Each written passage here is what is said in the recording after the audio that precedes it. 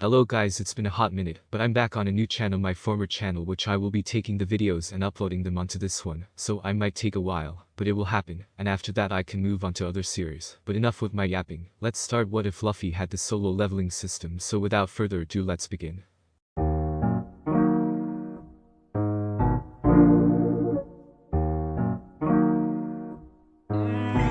Hey Ross, sauce it up.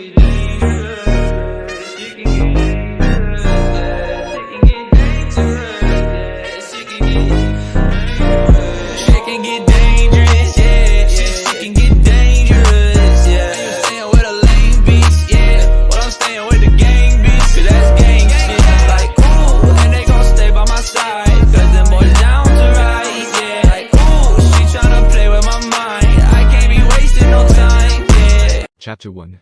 A Legend is Born. It was a sunny day on an unknown island on the Grand Line in the New World. It was a summer island that wasn't known by the world government. Here in a grandiose hospital we could observe two men anxiously waiting for something. The first man is a tall, tanned, broad-chested, muscular old man. He has a beard and a scar over his left eye. His eye color is blue, and his hair is dark with white stripes going through it. It seemed age was getting to him. He wears a white suit with a blue shirt underneath, and a greenish tie around his neck. He also wears a white cape with the red and black shoulder pads on the back of his cape. There was only a single word written in kanji: justice. The other man has spiky black hair with a widow's peak, and a tattoo on the left side of his face, which is colored dark red. He has a bit of stubble on his chin. He is most often seen sporting a grin, but right now he wasn't grinning. He had a serious look on his face. He was wearing a large green cloak. Those two men were really famous. Most exactly, one was famous, and the other was infamous. You see, Monkey D. Garp is one of the strongest marines alive. This fact supported by his actions. 3 years ago he fought and caught Goldie. Roger the Pirate King, the known strongest man on Earth. The only ones known to match him were Garp himself and Whitebeard, the other man with unrivaled powers, which we won't explain until later. Roger got executed later. The other one was Monkey D. Dragon, the biological son of Garp. As his father was one of the most great and exalted marines, you would think a dragon would want to follow in his father's footsteps and become a marine, but here you would be dead wrong. Dragon became something that every marine in world government hated: a revolutionary.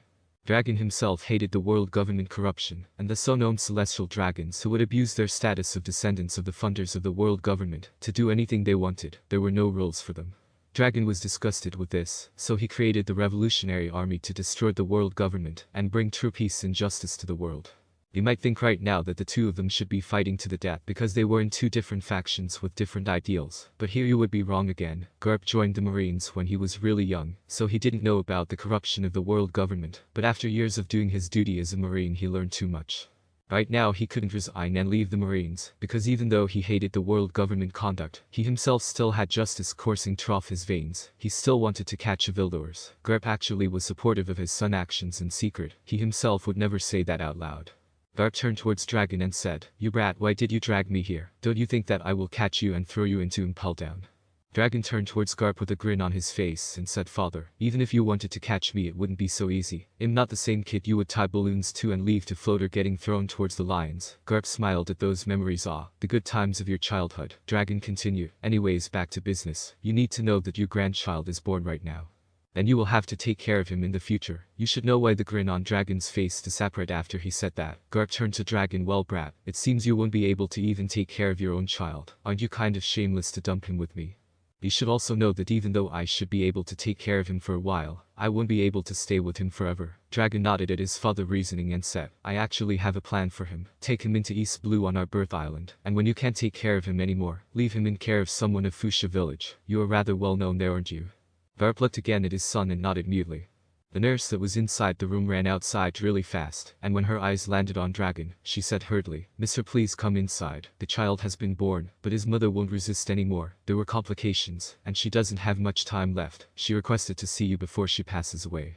Dragon nodded with a sad look on his face. He actually knew, and his lover knew too, that she wouldn't be able to survive if she gave birth, but she insisted anyway.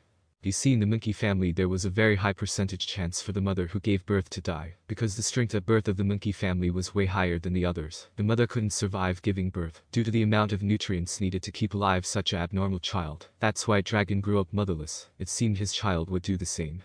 Dragon entered the room. His lover was on the hospital bed with a little bundle in her arms. The bundle seemingly had tons of energy. He laughed a weird laugh that sounded like shishi with his baby voice, and he moved around in his cloth bundle. Dragon looked at the situation with a smile on his face, but the smile disappeared almost instantly, because his wife's heartbeat was getting slower and slower. It seemed that her life was almost at the end. Dragon walked near the bed and looked in his wife's eyes. Their eyes locked for a whole 30 seconds. There were no words needed between the two of them. With her last breath she gave him the bundle, and uttered 3 words, Mickey D. Luffy. The heart monitor near the bed gave a long beep. Her heart stopped. Dragon's eyes grew misty, and water started to pour out of his eyes. He was crying. Luffy, seeing his father sad, he started to wail and cry as well. He wasn't happy anymore, because Luffy himself felt that someone precious to him disappeared forever. It wasn't instinct. It was the big blue screen that appeared in his face that said, "Congratulations to host, with your birth you unlocked the strongest system. Unfortunately your mother had to die because of that." With that message, Luffy's great future was set in stone. Even his father and grandfather will be so shocked of his growth in the future that their jaws will hit the ground. System powers. There is no level, but there are stats. SCR power. Agi speed. Date endurance. And academical intelligence. With life intelligence, making good battle plans, common sense, etc. Unlockable stats. Well, the higher the will, the better effects of your 2 hokis, conquerors and armament. I think observation is more like very high instinct, to the point you can actually read the opponent's mind. Basic observation. As for future sight, this will need will as well. There are perks, but you can only be born with them. Skill are instantly mastered unless they are things like swordsmanship, martial arts, etc.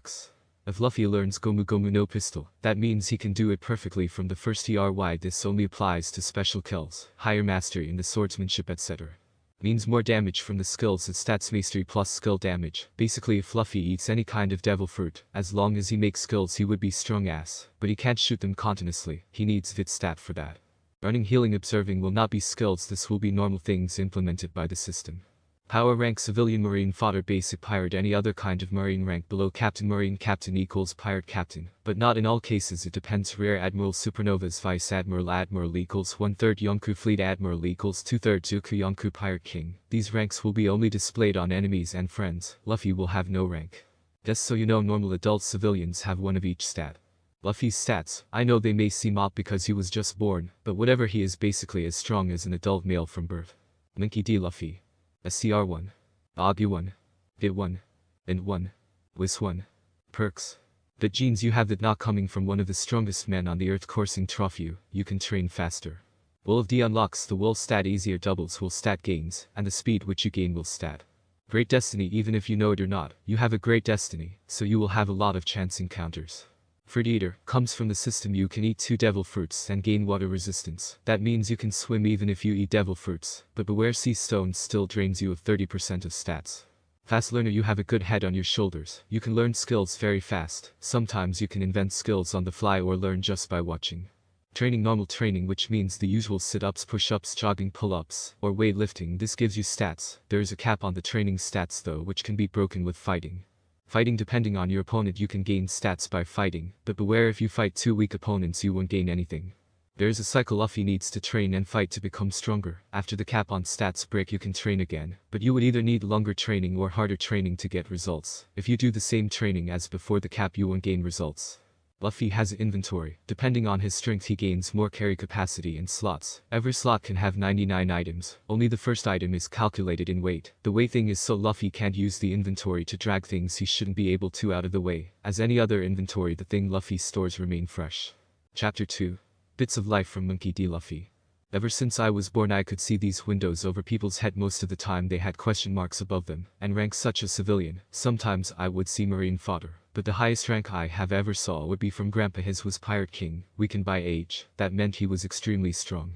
The system started to explain itself to Luffy as he grew up. Since the system worked like telepathy, Luffy learned about it very easy. By the time he was 4, he already knew everything there was to learn about the system. He even gained 1 stat for each of his stats, by doing what the system suggested him to do. Right now, as a 4-year-old, he was twice as strong and intelligent compared to the average adult.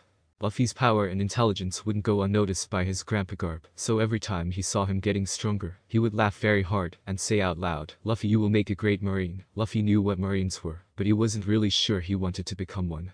But Luffy would say his doubt about becoming a marine. Garp would punch him on the head and say, "Brat, you will become a marine, even if you want to or not." This kind of behavior from Garp kind of left him wanting less and less to become a marine. The feeling intensified when he got tied to balloons and thrown into the air by his grandfather, saying that even tough he was strong, he still needed training. After that he got thrown into a pit fight with lions, thrown into a jungle. and even off a cliff, but those things didn't really make Luffy hate his grandfather, because even tough the training methods were rather unorthodox. They were showing great results to Luffy. Fighting and trying to survive in these situations made Luffy develop really fast. His stats were as following. Monkey D. Luffy. SCR 6. AG 5. DIT 9. And 4. Wiz 7. He even learned a skill when he fought with the lions. Skills: Martial Arts LVL 3, Self-learned martial arts skill consisting of kicking, punching and all other means of fighting using your whole body. STRX LVL Max LVL 100. Ever since Luffy learned the skill, he trained with it every day, and when his grandfather came to visit for his training, he would be so surprised at his progress that he would put him through even harder training. In consequence, Luffy grew stronger and stronger year to year. Luffy was 7 years old now. He was pretty tiny at 140 meters. He was wearing a white shirt with the image of anchor and blue shorts. He was standing on a stool in the party bar, a bar which was actually the only bar in the Fuchsia village, the owner being a young slim girl with green hair and brown eyes named Makino. The bar was full of rowdy people who were either eating meat or drinking rum. Near him stood a man who wore a long black cape over his shoulders, and a straw hat and slightly loose brown trousers cut below the knee and collected halfway up the shin, with golden buttons down the outer leg. He wears a pair of sandals, and is unshaven with a short, scruffy beard. His hair is red. You could see Luffy looking angrily at him and shouting, "Shanks, I want to be a pirate. Please take me on your next adventure." Shanks grinned at Luffy and said, "No matter how strong you are, Luffy, I won't take you on my ship. You are still too young." Luffy huffed at his response and looked away angrily. Shanks smiled and told Makino, the bar owner, "Here, give Luffy a glass of juice." He passed her a few belly, which she accepted, and poured a glass of juice for Luffy. Luffy happily took the juice and started drinking it, but Shanks started laughing and said, "Pirates don't drink juice." Luffy spitted the juice and shouted with razor-sharp teeth, looking like a shark, "Shanks, you bastard, you tricked me." All the men in the bar started laughing. The bar's doors were kicked open by a bunch of mountain bandits. The leader is a tall, dark-skinned man with black hair, a black goatee, and an X-shaped scar above his right eye. He wore a long red coat over a white shirt, black trousers, and a golden necklace. He looked around the bar and said with a sneer on his face, "I'm a bunch of good-for-nothing pirates." He started walking towards the bar and told Makino, "My name is Aguma the Bear with a bounty of 800,000 belly on my head. Me and my men didn't come here to rob. Just give us 8 barrels of rum, and we will leave." Makino told them with a strange smile on her face. "Unfortunately, we are all out of rum right now." "I'm sorry." Higuma sneered and looked at Makino with a dangerous glint in his eyes. "So what are these low-life pirates drinking then?" "Water." Makino shook her head and said, "They drank all of my rum." "Again, I'm sorry." Shanks looked at Higuma and offered him an open bottle of rum. "Sorry for drinking all of the rum. Here, have this bottle." Higuma sneered, took the bottle and shattered it over Shanks' head. Luffy looked angrily at the scene. Shanks was down with his hat covering his eyes and said, "Oh Makino, I'm sorry, I meant the floor wet. Give me a rag, and I will clean it up." Makino got a rag herself and said, "It's no problem, Captain, I can clear it myself." Higuma sneered, and took his sword, slashing at all of the leftover food and glass cups on the bar counter, shattering them and throwing them down. "Here, if you like cleaning this much. Clean all of this." He turned around with a sneer on his face and said, "What a bunch of trash pirates," and left the bar with his cronies. Luffy immediately exploded when the bandits left. "Why didn't you retaliate, Shanks? I thought you were a great pirate." Shanks looked at Luffy with a smile on his face. "It's no problem, Luffy, they just spilled a bit of booze on me. This is not a reason to fight." For Luffy looked away from Shanks, ashamed that he admired such a spineless coward. He observed the open chest on the bar counter that wasn't thrown away by the bandit Higuma, and took the fruit from inside. The fruit is a violet, spherical-shaped fruit, with a stem sprouting out of the top, with swirls that go in a curly S-like pattern. Luffy didn't really care why the fruit looked funny, and ate it almost in one gulp angrily. Shanks grinned at Luffy and said, "It's not good to eat out of frustration, Luffy." "Hey, wait, what are you eating there?" Observing that the chest was empty and Luffy was swallowing the last bite of the fruit, Shanks immediately tried to get the fruit out of him by grabbing him by the ankles and shaking him up and down while yelling at him, "You dumbass, you ate the forbidden devil fruit and now you can't swim anymore." Luffy's legs stretched and he face planted on the floor. In front of his face appeared a screen which said, "Congratulations to host for eating his first devil fruit. The system will ensure that you have full control of your devil fruit, so you don't need to train to control it. Keep in mind that to unlock your skills, you will need to think about them yourself." Luffy looked blankly at the screen, and at the screaming Shanks in front of him, but he ignored Shanks screaming at him about not being able to swim. The system said he could swim, even if he ate these so kind of devil fruits, so he didn't really care. Shanks looked at Luffy and sighed. It seemed the brat really didn't care about it, so he started explaining to Luffy, "Luffy, the devil fruit you ate is called the Gomu Gomu no Mi. It basically makes you a rubber human, meaning now everything from your organs to bones and skin are rubber." Luffy nodded at Shanks' explanation, and from what he inquired from the system, he could make his own skills or something like that, so he needed to start training soon. After a while, Shanks and the others left saying that they needed to go in another voyage. Luffy left the bar as well. He needed to train. Chapter 3. Power of a Devil Fruit and a Little Guy. I run towards the forest my grandfather occasionally throwed me in. I needed to see how strong this new devil fruit I got from Shanks is. From Shanks' explanation I understood that I'm fully made of rubber now. Since I was made of rubber, I should be able to stretch all of my limbs. I tried to stretch my limb backwards and throw it forwards. It impacted a tree. When my fist reached the tree, it punched trough it like a knife trough hot butter, and I heard a beep in my head, and a window appeared in my face. Host has invented new attack, please name the attack. I thinked about it a bit before selecting a simple name. I decided to go with Gomu Gomu no Pistol, because I felt that my fist was as fast as a bullet, and it penetrated the wood very easily.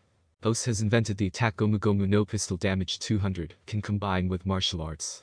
After the first try Luffy created a lot of other attacks. These were the few which he would use regularly: Gomu Gomu no Rocket 100, Gomu Gomu no Bazooka 350, Gomu Gomu no Gatling 100 per hit, high stamina consumption, Gomu Gomu no Bullet 100, Gomu Gomu no Rifle 300, Gomu Gomu no Whip 250, Gomu Gomu no Spear 200, Gomu Gomu no Battle Axe 400. Gomu Gomu no Balloon, defensive technique damage reduction 20%. Those were the strongest and most useful techniques that he could use in all situations. The other he created were either useful in certain situations, or not strong enough for him. While he created those techniques, his martial arts skill also leveled up quite a bit, reaching LVL 10. Martial arts, the knowledge on how to use your fist and kicks to damage your enemies. You are on your own way to create your style LVL 10. It seemed I could create my own martial arts style, based around my devil fruit. This should work. After I thought a while I decided that I needed to use life combat to temper my techniques, and gain more experience using the devil fruit. Even though the system gave him perfect control, he still didn't know everything about his devil fruit, so he needed to experience it. I easily found a horde of boars. Most of the time it would take me quite a while to hunt down a horde, but now with my new devil fruit, I should be able to kill them easily. I brought both of my hands near me, and started to punch in their direction at high speeds. Fist images started appearing around Luffy, and they started to become longer and longer till they reached the boars. When one of the fist images grazed one of the boars, it grew unconscious almost instantly, its eyes going in the back of his head, leaving only the whites. In a few seconds all the boars were down, but I started to breath heavily. It seems Gomu Gomu no Gatling took quite a lot of stamina, but with the system, I should be able to regain my stamina pretty fast. I looked at my updated status page and it read: Monkey D. Luffy. SCR 10. AG 9. VIT 12. Int 8. WIS 10.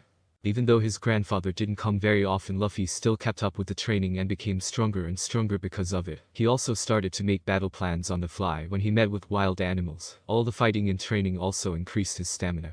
The more he used it, the stronger he became after he defeated those boars. Even though he didn't gain any martial arts LVLs, he gained tons of meat.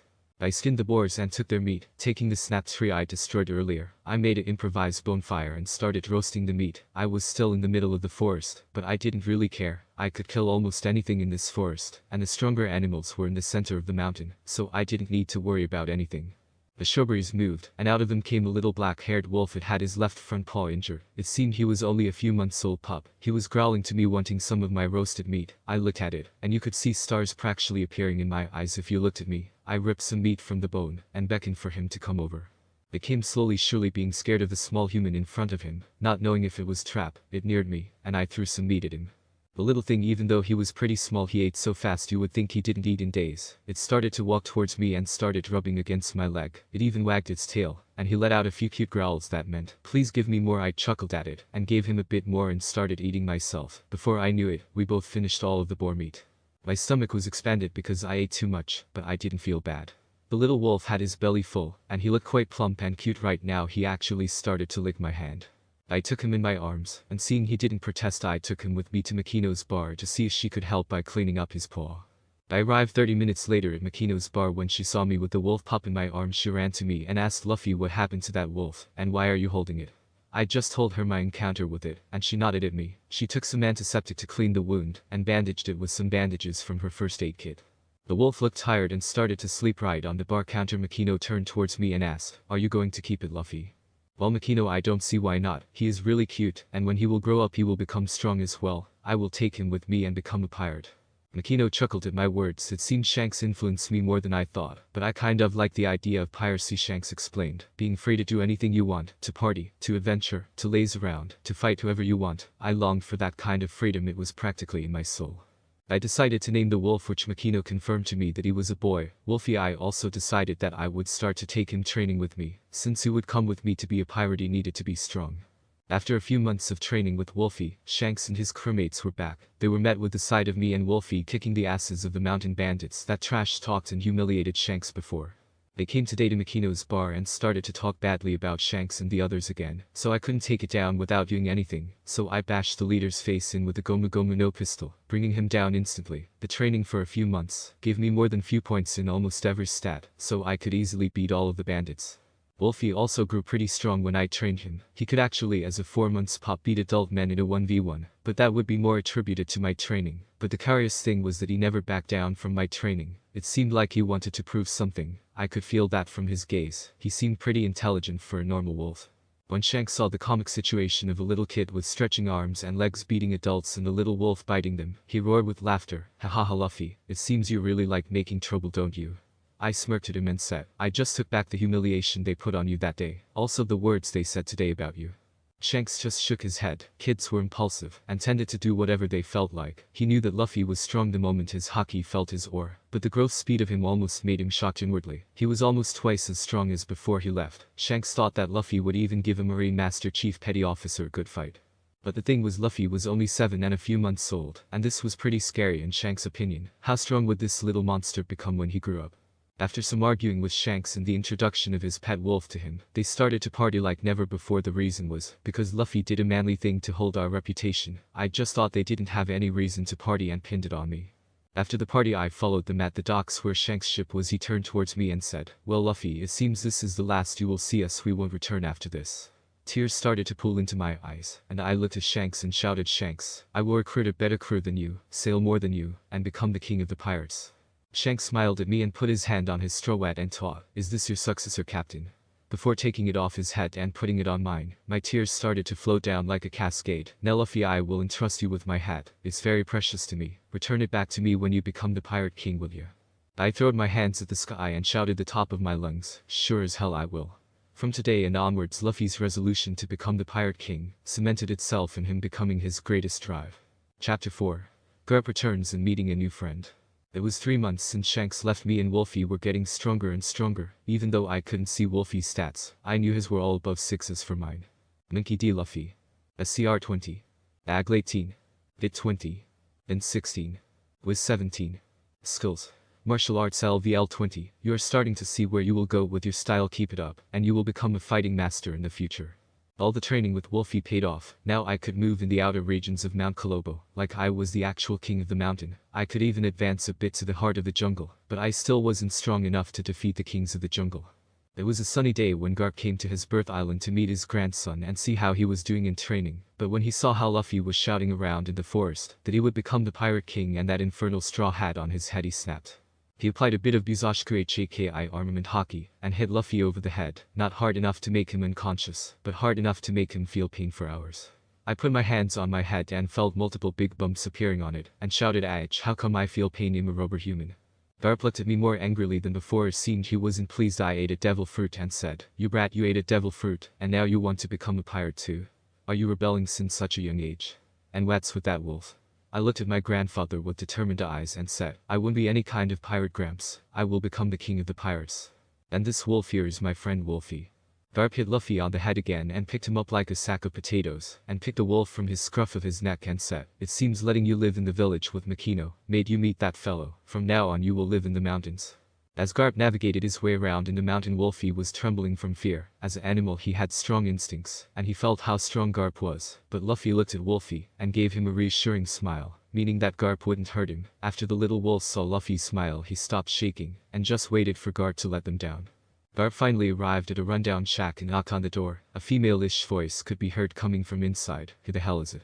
I'm gonna chop you into pieces when I catch you. The door was opened. The woman is a rather tall and overweight woman with long, orange curly hair and a big, masculine face. She wears a white collar shirt, a pink beaded necklace, checkered trousers held up with a large belt, and heeled boots. She was smoking a cigarette, but when she saw Garp her cigarette dropped to the ground, and she started trembling. Oh, it's Mr. Garp, what makes you come here to our humble abode? Garp left Luffy down some time ago, and he and Wolfie were looking around, when suddenly he and the wolf were caught by a few men and dragged in the house. And he was being questioned. Who are you? I'm Luffy. Where are your parents? Don't have any. Do you have any family?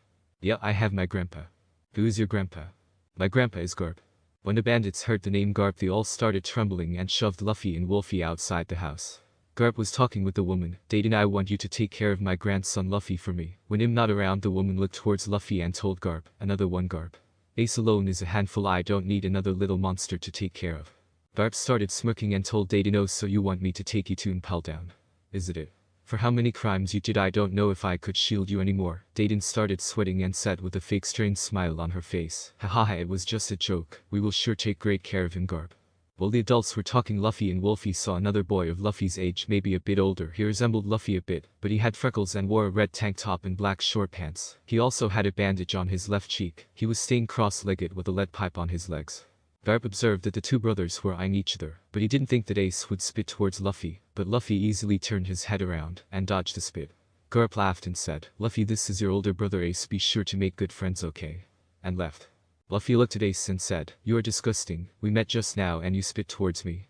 Ace dropped at Luffy's remark and told Dayton, I'm going to hunt, don't wait for me. Dayton nodded at Ace and looked towards Luffy and beckoned for him to come over. She said in a bandit kind of tone, even though your grandfather is a big shot, you will still have to do a lot of work around here. You will have to get food yourself, to clean our clothes, and scrub the floor. Luffy looked bored and started to clean his ear with his pinky, and told Dayton, don't wanna. Dayton folded over comically and she wanted to chide Luffy, but before she could, he couldn't see him anymore, but she could hear a voice that said, Ace, wait for me. It seemed Luffy was going to be a handful just like Ace. Ace was trying to shake down Luffy from his path, but he just couldn't. Even though Luffy couldn't really keep up with his speed, he couldn't shake him down either. But Luffy didn't really know the forest that well here, since he has only been in the outer region of it, so when Ace made a sharp turn he lost him. Oh damn, I lost Ace. Well, I'm going to hunt and come back to the shack. I will meet him later. After a few minutes of searching, I found two big tigers, which I killed kind of easily with the help of Wolfie. Even though the animals in the center of the mountain were a bit stronger, they still couldn't hurt Luffy. I made my way back dragging two tiger carcasses behind me to the shack. Wolfie was wagging his tail in the anticipation of the meal. I was also salivating at the thought of roasted tiger meat. I arrived at the shack and made a fire and started roasting the tiger meat. A smell of roasted meat permeated the area and entered the shack. The bandits inside started gulping their saliva and opened the door looking outside. Seeing that Luffy was roasting two whole tigers, they thought that they would be able to get some of them from him. But before they could touch the meat, they could hear Luffy saying, you guys don't get anything, hunt your own meat. Even though the bandits wanted to take the meat, seeing that Luffy could kill two tigers with apparent ease, since there was no wound on his body, they decided to drop the thought. They would just get their ass kicked. Seeing how hungry the bandits were, Luffy felt bad for them, so he ripped half of the tiger and throwed them the meat, saying, looking at you made me sad. The bandits were really happy when they saw the meat, but before they could dig in, Dayton came and said, you guys, where are your damn manners? You let the kid hunt for you, where's your manliness? But her eyes remained on the roasted tiger meat. After a while of talking back and forth between the bandits and Dayton, they decided that they would split the meat up between them, and later, they would hunt and get Luffy back some meat. But Luffy didn't hear them because he was stuffing his face up with meat, Wolfie doing the same. After they ate, they decided that it was time for a good nap, so he and Wolfie entered the shack, walked to a sleeping mat and started snoring, a big snot bubble appearing at Luffy's nose. Wolfie made himself comfortable on Luffy's belly and started sleeping as well. Luffy's day was actually pretty good. Besides getting hit on the head by his grandfather, he met a new future friend and ate some good meat. It seemed the future was bright for a rubber straw-hatted protagonist. Chapter 5. Meeting and making friends. From that day onwards, I tried to track Ace down, but because I wasn't familiar enough with the forest, me and Wolfie would always get lost. But with time I started to remember the forest like it was the back of my palm. I also trained some more, and fought a lot more animals. My stats were Monkey D. Luffy. SCR 21. Agile 20. Bit 25. Int 19. Wiz 20. Wolfie also got stronger. I think if I would put his strength and stats, he would have 10 in each. For a normal wolf, he grew incredibly fast for some reason. After a few weeks of tracking and following Ace, I finally found him. He was with another boy. He had round eyes, a missing tooth, and short curly blonde hair. He wore a large black top hat with a pair of blue goggles wrapped around it, a blue jacket with the sleeves rolled up, a cravat, and a pair of light blue cyan shorts, held up by a belt with an elaborate flower design buckle. They were talking about something, so I strained my hearing a bit to hear them. Ace, with this money we will surely be able to buy a big boat and become pirates. Yes, but we still need a bit, but at the rate we are going, we should be able to make it in a few years.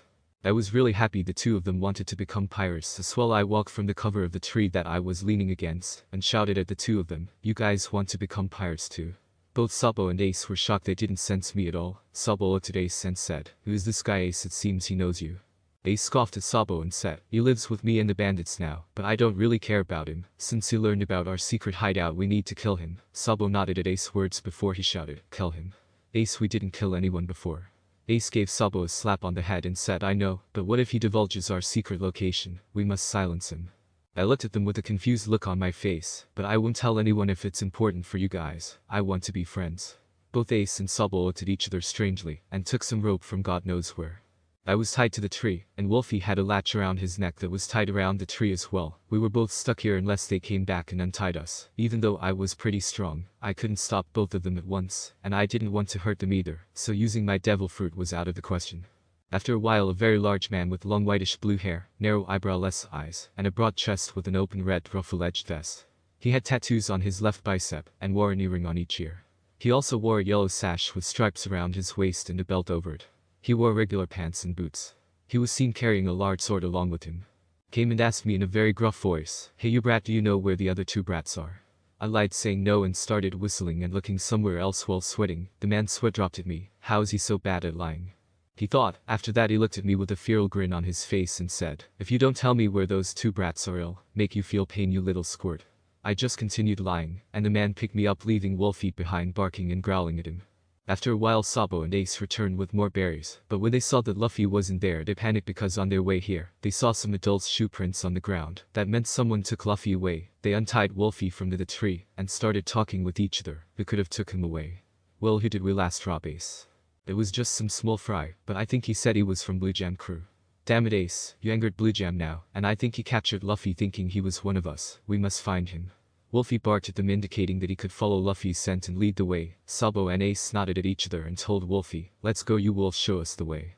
I was tied by the waist with both of my hands behind my back, and I was getting pummeled by the man's fists, but I didn't feel anything since I was made of rubber. There were a few of his cronies around. One of them walked up to him and said, "Mr. Porkmeat, this kid is quite sturdy. Should I go and take the iron knuckles?"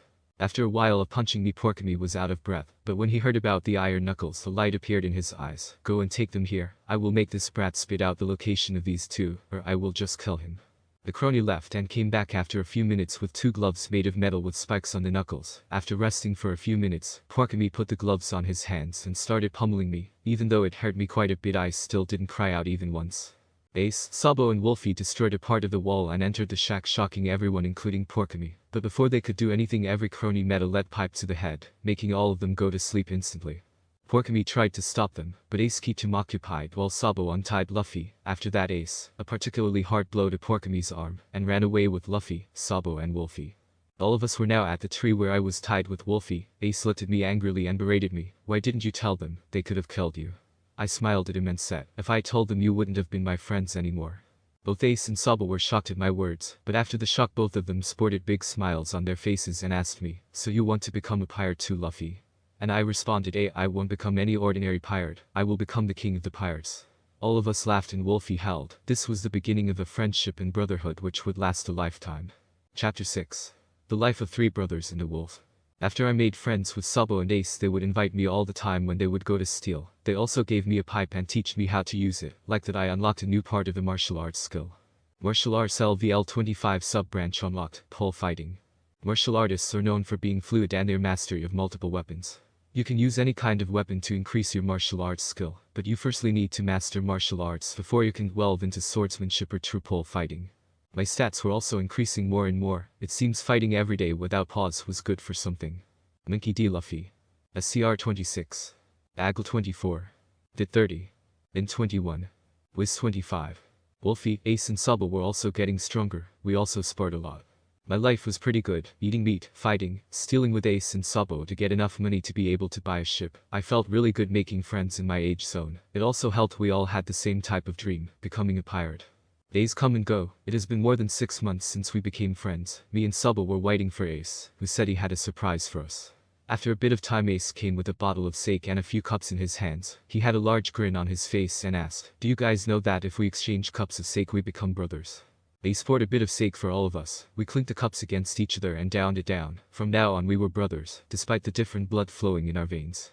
When Garp came to visit and he heard all of us wanted to become pirates, he gave us a thorough beating and his fist of love more than one time. We had bumps onto bumps on our heads. He also decided to train us to become good marines, he said. The training was hellish, but it increased my stats accordingly. He even had us read about marine strategies, code of conduct and stuff like that. So my stats were now: Monkey D. Luffy, SCR 29, Agile 28, Vit 33, In 25, Wiz 29. I also increased my martial arts skill to LVL 30. Garp didn't even let Wolfie rest during the training. He also gave him quite a few bumps and said, a marine pet needs to be strong, so he can protect his master well. In conclusion, we all became stronger from Garp's training, even though it hurt so much it was worth it. After a while things became strange because Sabo started to show up less and less. One day he stopped showing at all. Both me and Ace were worried, so we started to go around the Goa city and ask around about him, but we met with no progress. After a while we got a letter which told us everything we had to know. Sabo was actually a runaway noble, and his family took him back. Me and Ace were both angry because of this. From what it seemed like when Sabo was with us he hated his own family. Why else would he leave the noble lavish living style, and start going around saying he was an orphan? But we couldn't do actually anything about it. Sabo himself wrote the letter, and said that it was okay, and that he decided to return to his family on his own accord, even though we both knew he didn't really think that we decided to respect his wishes. After Sabo disappeared, Porkami and Bluejam came to us with a deal. Bluejam was a rather tall man with short hair on the top of his head, that is fashioned in a striped manner, while the hair flowed down long and unkempt down his sides. It seemed half of his molars were missing in an alternating pattern, and he wore a traditional captain's jacket over a white shirt. He said that he would look into us beating his men and stealing for him if we did a job for him. Me and Ace agreed it was a good deal. We just had to move some boxes around the Great Terminal, the junkyard of the Goa Kingdom. Even though it wasn't really a junkyard, it was more like a refuge for homeless people. But we didn't know what was in the boxes, so we only did what we had to do. But it was too late when we realized what we had done. The Great Terminal was in shambles, fully burning. Both us and Bluejam were also stuck, because his deal with the nobles failed. He was actually scammed by the nobles. We wanted to escape, but Bluejam didn't let us. He said that if he died he would take us with him. Me and Ace fought with him and Porkami, but we could only take down his cronies and Porkami. Bluejam was too strong for us, but fortunately Dayton came, and with her help we escaped. After we learned that the Great Terminal fate was determined by the nobles we were pretty angry, but we still couldn't really do anything, so we decided to increase our training intensity, so we could become stronger and do something about it in the future. Sabo left his home and tried to sail, but unknowingly to him he offended a world noble, and his boat was shot down. This was what we heard when one of the bandits named Dograma came to us, and explained what he saw. We were both angry and sad. I was crying uncontrollably, and even Ace had a few tears in his eyes. We both looked at each other. Luffy, from now on, we won't stop training till our bodies will drop, do you understand? Yes, Ace. And I decided that the age we will sail at will be 17, do you understand, Luffy? Yes, Ace, I understand, but wouldn't that mean you will sail before me? Unfortunately, Luffy, I still want to become captain, but when we will meet in the future our crews will be allies. Okay, Ace.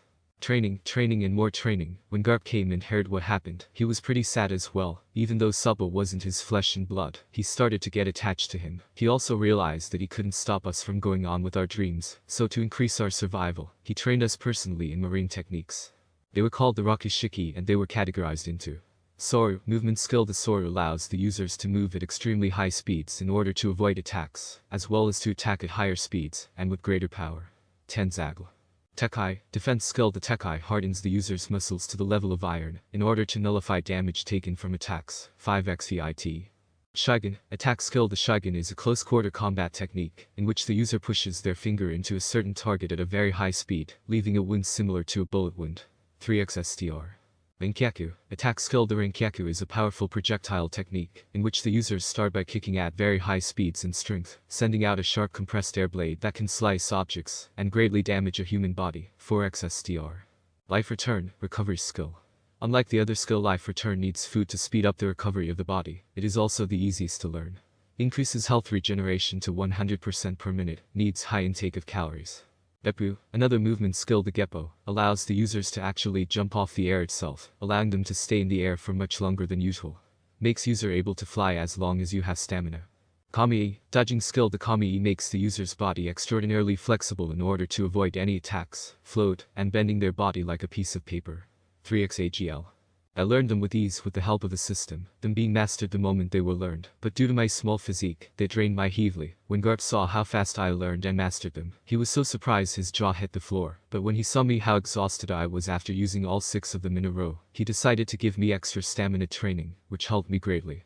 Time come and goes, and it's been 3 years since Ace left to become a pirate. Now it was my turn. My stats and skill also leveled up with all the training. Monkey D. Luffy. SCR 120. Aggle 123. Bit 150. Int 100. Wis 120. Skills. Martial Arts LVL 100. You are a martial arts master. You can discern when to attack and when to defend. All of your skills do. STRX 100 plus skill damager modifier. Pole Arts LVL 30.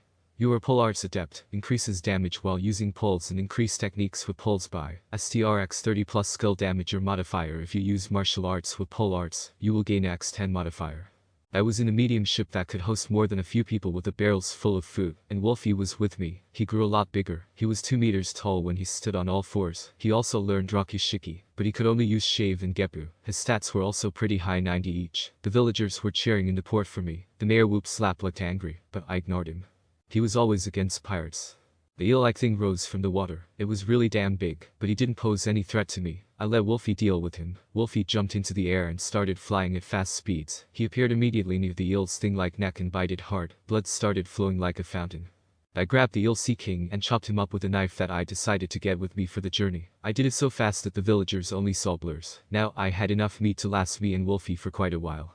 Now I was leaving. The boat was moving farther and farther away from Fushia village. It was time for adventure. Chapter 7. Meeting someone and beating a whale.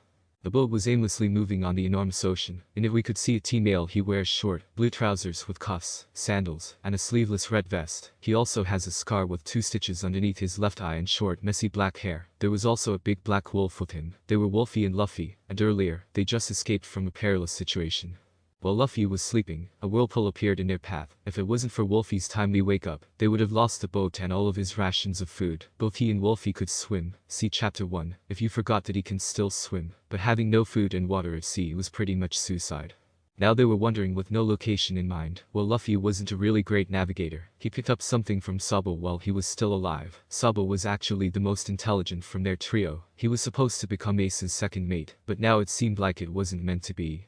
As Luffy was thinking, he could hear the sound of battle in the air. His hat was shadowing his eyes, so he lifted up a bit and looked forward. What he saw made him happy. There was a sailor ship and a pirate ship fighting. Finally some action for him. I started stretching a bit to heat my limbs up. Sitting on the boat for such a long time made them cramp up a bit. It was time for some fighting. I looked at Wolfie and told him, "Wolfie, there's no reason for you to come. They're weaklings. I just want to vent some steam." Wolfie growled and nodded his big fluffy head. I petted him and took into the air with Geppu. I landed on the pirate ship and I looked around. The ship was pretty horrendous. It was pink, with a swan-like head as its figurehead. When the pirates saw me coming from the sky, they were pretty scared. But pirates these days are really dumb people, so after their scare got away, they tried to attack me. I didn't even need to use 1% of my power on them. I just kicked them away with a gum-gum no whip, literally no effort on my part. Seems East Blue wouldn't bring me any challenges. In a corner, a pink-haired boy with glasses saw what happened. He was shaking like a leaf in the wind, but he gathered some courage and came to me and said, "Seer. Ye good kidapit by Thes Perdis. Kal Diau help me." He was a pretty funny guy with all that stuttering. I just chuckled. I could help the guy, but am I gonna? "Well kid, I'm a pirate myself, so if you want me to I could help you." The kid's eyes shone with fear. It seemed he was really scared of pirates, but he also seemed to have made his mind up. "Please sir, I can't take this anymore. The captain of this ship Alvida is really evil pirate. If I didn't compel to all her orders I would have been dead already. Please help me." I nodded at the kid and said, "Well, my name is Luffy, Watsuer's kid." "Kobe is Kobe sir. Could you tell me how Alvida looks?" "Alvida is a tall and very fat woman. She basically a land whale. You can't miss her, Luffy sir." The ship creaked and shook like a cannonball hit it, and a high-pitched annoying voice was heard. "What did you say about me, Kobe?" And she appeared. Alvida is a tall and very obese woman with long wavy black hair and freckles on her. Wore a white cowgirl hat with a large red plume, a red neckerchief, a pink plaid shirt, and a blue captain's coat over it. With the arms and the sleeves she wore rings on her fingers, and her long sharp fingernails had red polish. She had a purple sash with a flintlock pistol tucked in it and some jewels. She also wore green pants and red shoes with gold buckles. I looked at her and said, "Well said Kobe, no one wouldn't be able to miss her, unless you were blind, but even blind people would hear her heavy breathing and the tremors that would come from her walking." Shishishi. Alvida's face was a scarlet red like a tomato. She shouted like she was mad. What did you say, you little brat? I am going to kill you. She had an iron mace in her hands. As she made her way in like a train that was going off the railroads, she hit me on the head with it and started laughing. I just picked it up and punched her in the stomach, missing her shell-shocked face. She took flight and disappeared in the horizon like a shooting star. It seemed that I overestimated her strength, and I punched her too hard. Oh well.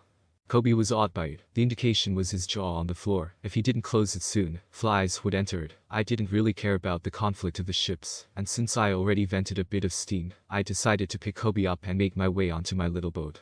When I landed with Kobe into the boat, Wolfie started barking, and his tongue sticked out. His tail was also wagging. He thought that I got him food. I just gave him a side glance and said, "He is not food, we will drop him on the next island." Kobe looked petrified at the wolf, but he recovered after a while. Since there were 2 humans on the boat now and I didn't really have anything to do till the next island, I decided to talk a bit with him. "So Kobe, any dreams, hobbies?" "Mine's is to become the Pirate King." Kobe started muttering, "Pirate King, that's impossible. You would need to get the whole world riches and traverse the whole Grand Line. Impossible, impossible." He kept muttering impossible till I hit on the head. He was getting really annoying. "It's not impossible, you are just too weak to see the big picture." "Luffy, do you think if I became strong enough, would I become a Marine Admiral?" I laughed at the question and answered truthfully. "In the Marines, as long as you are strong enough and do a well enough job, you can become an admiral. As for you, you need hell a lot of training to become even a captain, at least more than a few years. But if you believe in yourself, no one can stop you from becoming what you want to be." Kobe started to cry after he heard my speech. It seemed he really made up his mind on joining the Marines. I couldn't really care either. By the time he became Marine Admiral, I would have surely became Pirate King. I looked at the map that I took with me from Fushia. From the looks on it, the nearest island was Shell's Town. I looked at Kobe and yawned. "You navigate to Shell's Town, I will drop you there, I want to sleep." Kobe paled a bit at the mention of Shell's Town and said, "But there Orono's Oro, the pirate hunter, was recently sighted. He is known to be a bloodthirsty killer, and the best swordsman in East Blue. What if we run into him?" My eyes glittered at Kobe's description. It seemed I found my first crewmate. Shushi, that's even better. At full speed to Shell's Town. I will see if this Oro guy is all that. If he is, I'm gonna recruit him. Now shut up and navigate. I'm going to sleep. I put my straw hat over my eyes, and I drifted to sleep. Wolfie was near me, staying guard like a good watchdog. Next destination was Shell's Town. Chapter 8. Recruiting the Swordsman. As I was sleeping in the boat, I had a dream. It was about me and Wolfie sparring. Actually, it wasn't really a dream. It was more like a flashback because this happened in the past. This is how I gained the scar underneath my eye. Me and Wolfie were sparring in the forest. We were actually really in the middle, and we weren't paying attention when suddenly, a giant tiger appeared. He was one of the lords of Mountain Kolobo, along with a giant bear. He came too fast, and while I was in the middle of the spar with Wolfie, he struck with his paw at my head. Even though it was a sneak attack, I still dodged most of it. Unfortunately, his claws reached deep below my eye, leaving the scar there. After the sneak attack, I teamed up with Wolfie and killed him. When Grandpa Garp saw my scar, he laughed like it was no tomorrow and said, "You're following in your grandfather's footsteps, aren't you, Luffy?" I woke up at the nagging of Kobe saying that we were almost at the island. I picked myself up and looked over. The island wasn't really outstanding. The only thing that stood out was the big marine building. It was painted deep blue, and had a blue seagull on its white painted arch. It was so big that it could be seen from quite far away. I and Kobe docked while I took out Wolfie for a walk around. When the island's inhabitants saw Wolfie, they started to jump around like their arse was on fire. I just chuckled and said, "You won't bite anyone unless I tell him to." This kind of reassured them, but they still looked jumpy. I turned towards Kobe and asked, "So is Orono's Zoro really supposed to be on this island?" All the people jumped at the name. SSSH Luffy, Zoro is a scary name for the people here. I'm not really sure if he is here or if he left, but I know the marine captain of this base is called Axe Hand Morgan. At the mention of Morgan, the people were even more frightened than when they heard Zoro. I chuckled at their reaction, and Kobe looked quite stunned, not understanding why people would be scared of a marine captain. In his mind, Kobe thought that all marines were good people, who did everything they did for justice. I decided to spill a bit of truth to him. "Kobe, let me tell you something. If the marines are blue and the pirates are red, there are also gray areas in the red and blue sections. That means that not all pirates are pillaging, torching down, killing kind of pirates, and not all marines are down-to-earth Samaritans who would do everything for justice. Just so you know, in the future, you might find some people like this in the marines. I'm just warning you." Kobe nodded dumbly at my words. It seemed they struck a chord in him. As I walked around with Kobe, we reached the marine base. I decided to climb the wall and see if Zoro was out there. Fortunately, he really was there. It seemed the marines didn't really care, and just tied him to a cross in the middle of the yard. Zoro is a muscular young man of average height with lightly tanned skin. He wears green hair maki over his right hip. He wears a white sleeveless shirt.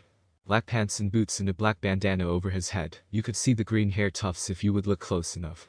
Before I could do anything, a ladder appeared near me and a little girl with brown eyes and hair done in double ponytail climbed up on it and motioned with her finger for me to be quiet. She approached Zoro and unfurled some paper. In it were 2 rice bowls. Zoro, I got you some food, please eat. They let you here too much without any food and water. You will die. Get the hell out of here, you brat. I don't need your food.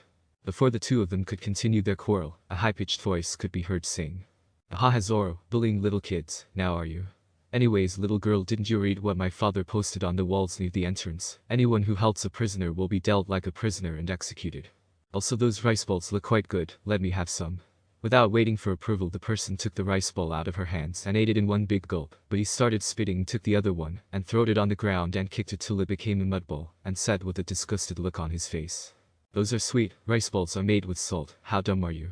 The little girl was almost crying and said, "I thought they would be better sweet, so I put some sugar into them." "Baba, you don't know how to cook at all," men throw her out.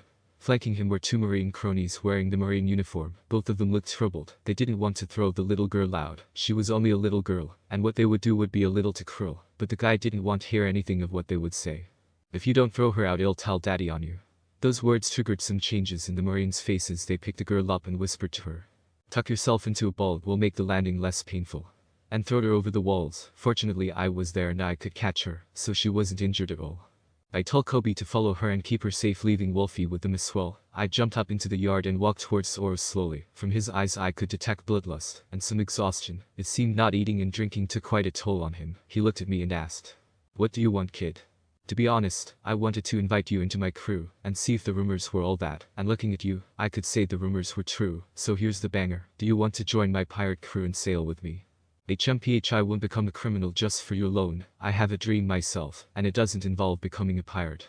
I can respect that, but finding strong people in the East Blue is kind of hard, so I'm kind of hellbent on recruiting you right now. You will join me sooner or later, even if you don't want it or not. Damn brat, think you can manipulate me? I just chuckled and started walking away. I already had a plan to make him join, but I stopped when I heard his voice behind me.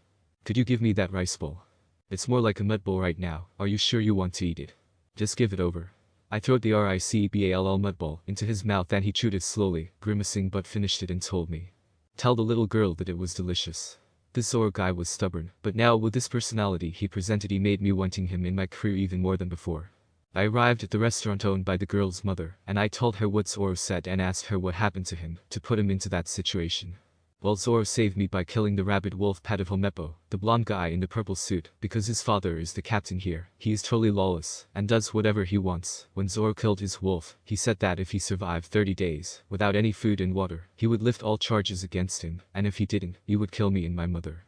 At the mention of herself and her mother being killed, some tears started to pour out of the little girl's eyes. She found everything done by Helmeppo extremely unfair. I comforted her a bit and continued eating. Wolfie was there too. He had a bowl of meat for himself. Speaking of wolves, Helmeppo came in with his 2 marine lackeys and started laughing. "Ha, that fool Rano, he thought that he would be released if he will survive 30 days. I'm already bored of him. I'll execute him tomorrow. Be ready for a show." The things I hated the most were people who wouldn't keep their promises, so when I heard that he would execute Zoro tomorrow, I got up from my table. I walked slowly towards him and punched him into the face so hard he got off the restaurant's door and hit the wall of the nearest house unconscious. I looked towards Kobe and said, "Kobe, let's go. I will recruit Zoro into the crew right now." Me, Kobe and Wolfie ran to the marine base. I left Kobe and Wolfie behind the walls and approached Zoro again. He scowled at me and said, "What do you want, Straw Hat Kid?" I already said no. "I have some information for you and it isn't pretty." Here a frown appeared on Zoro's face and he asked, "What is it?" "Helmeppo never intended to let you leave. After 30 days, he will execute you tomorrow, or maybe even today. If you want to survive, I can help you, but not for free." "You damn devil, that's blackmail." "What if it's blackmail? I'm a pirate, I play dirty." "Okay, I will join you, but with one condition. If you will ever stay in the way of my dream, you will find your end at the edge of my sword." "So what's your dream?" "I want to become the world's best swordsman." "Naturally, the world's best swordsman should be on the Pirates King crew. Shishi. Pirate King, huh?" A notification screen appeared after I took Zoro in my crew. Notification: host has unlocked the crew function. Host can see crewmate stats. Your crewmates improve stats faster. This applies to yourself as well. The more or stronger crewmates, the faster the training. I use a small Rinkaku and I sliced all of the rope that confined him on the wood cross and asked him, "I heard you are a swordsman, but where are your swords, Zoro?" "That blonde bastard took them. They should be in the marine base." Well then let's go and take him. We made our way inside, but we didn't really knew which room was his, so we searched every room, making the Marines know of our location, but we dealt swiftly with them, making them not able to ring the alarm. After a while we found a pink room in which we got Zoro's swords back. Thinking that we finished here, we left the base, but we met with the Captain Axe Hand Morgan in the yard. Morgan is a very tall and muscular, intimidating man with blonde hair and a steel jaw. As his epithet suggests, his right hand is replaced by a huge steel axe, the handle of which seems to go right through his forearm. When he saw me and Zoro, he immediately ordered the Marine cronies to shoot at us, but Zoro deflected the bullets with ease. Even starved and weak, he was still way stronger than the Marines. The following fight was really anticlimactic. Morgan got down like a sack of potatoes after one gomu gomu no pistol. It wasn't even interesting. The Marines actually cheered when he was beaten. The guy really wasn't liked by anyone. And thanks for defeating him, Ririka's mother gave us free food. Me, Wolfie and Zoro were eating at a relatively moderate pace when a Marine came in and asked, "Are you two guys pirates?" "Yes, we are. I'm grateful that you helped us, but as Marines we can't let you stay on the island. We're already doing you a favor by not reporting to HQ."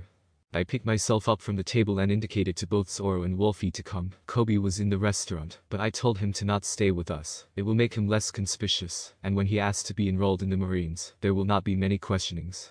Speaking of Kobe, we could see him walking towards the Marine, and he said in a stable tone, without any stutterings or anything, "Mr. Marine, the behavior of Captain Morgan made me feel that there are corrupt Marines out there, and I as a fellow citizen, I can't tolerate that. I want to join the Marines and wash away the sins of corrupted Marines." It seemed my explanation of pirates and Marines made his dream evolve a bit. I chuckled again, and put my straw hat over my eyes. Things were done on this island.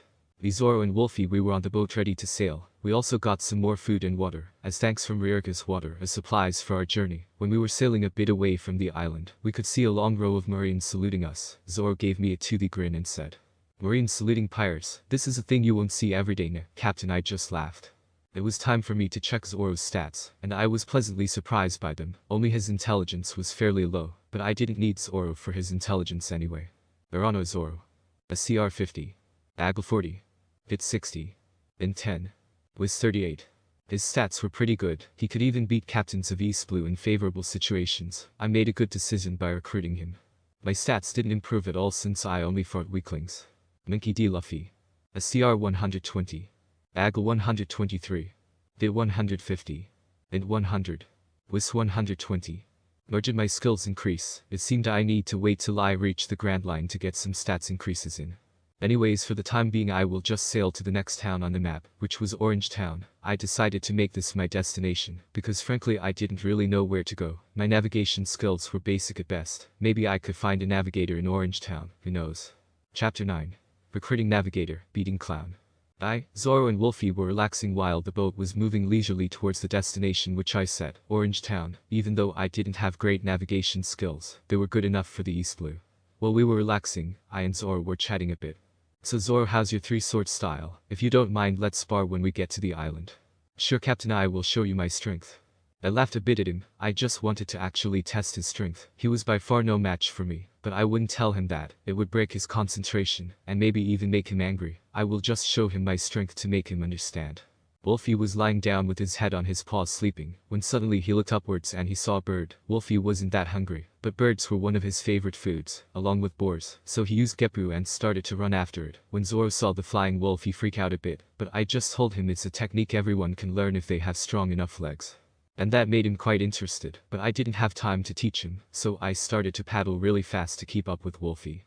We also got 3 stranglers that got conned. They had gotten their ship and treasures stolen by an orange-haired woman. They also said she predicted the weather. That meant she was a great navigator. If there weren't any conflict of interest I could recruit her. My navigation skills really weren't good for the Grand Line. The 3 guys also told me they are from Boogie's crew, but I could care less about that. Boogie was a friend and crewmate of Shanks when they were little, but considering he remained in East Blue after being on Roger's ship, it just showed how weak he was. After a while of paddling we reached Orange Town, and as expected it had partially destroyed buildings and everything was a mess. It was also a ghost town. No one was in sight. Things like pirates could do this to civilian towns. Me and Zoro were walking randomly when we encountered the orange-haired girl petting Wolfie. He was surrounded by 3 unconscious boogie pirates. She was scratching his ears and muttering "good boy" under her breath. Wolfie was wagging his tail and his tongue sticked out. I coughed a bit in motion for the now-aware Wolfie to come over. The orange-haired lady looked towards me and asked, "Is he yours?" Obviously, why would you think he came towards me when I motioned him to? Hahaha, my name is Nami. I'm a thief who steals from pirates. Since you can tame such a strong wolf, you must be strong yourself. Do you want to team up?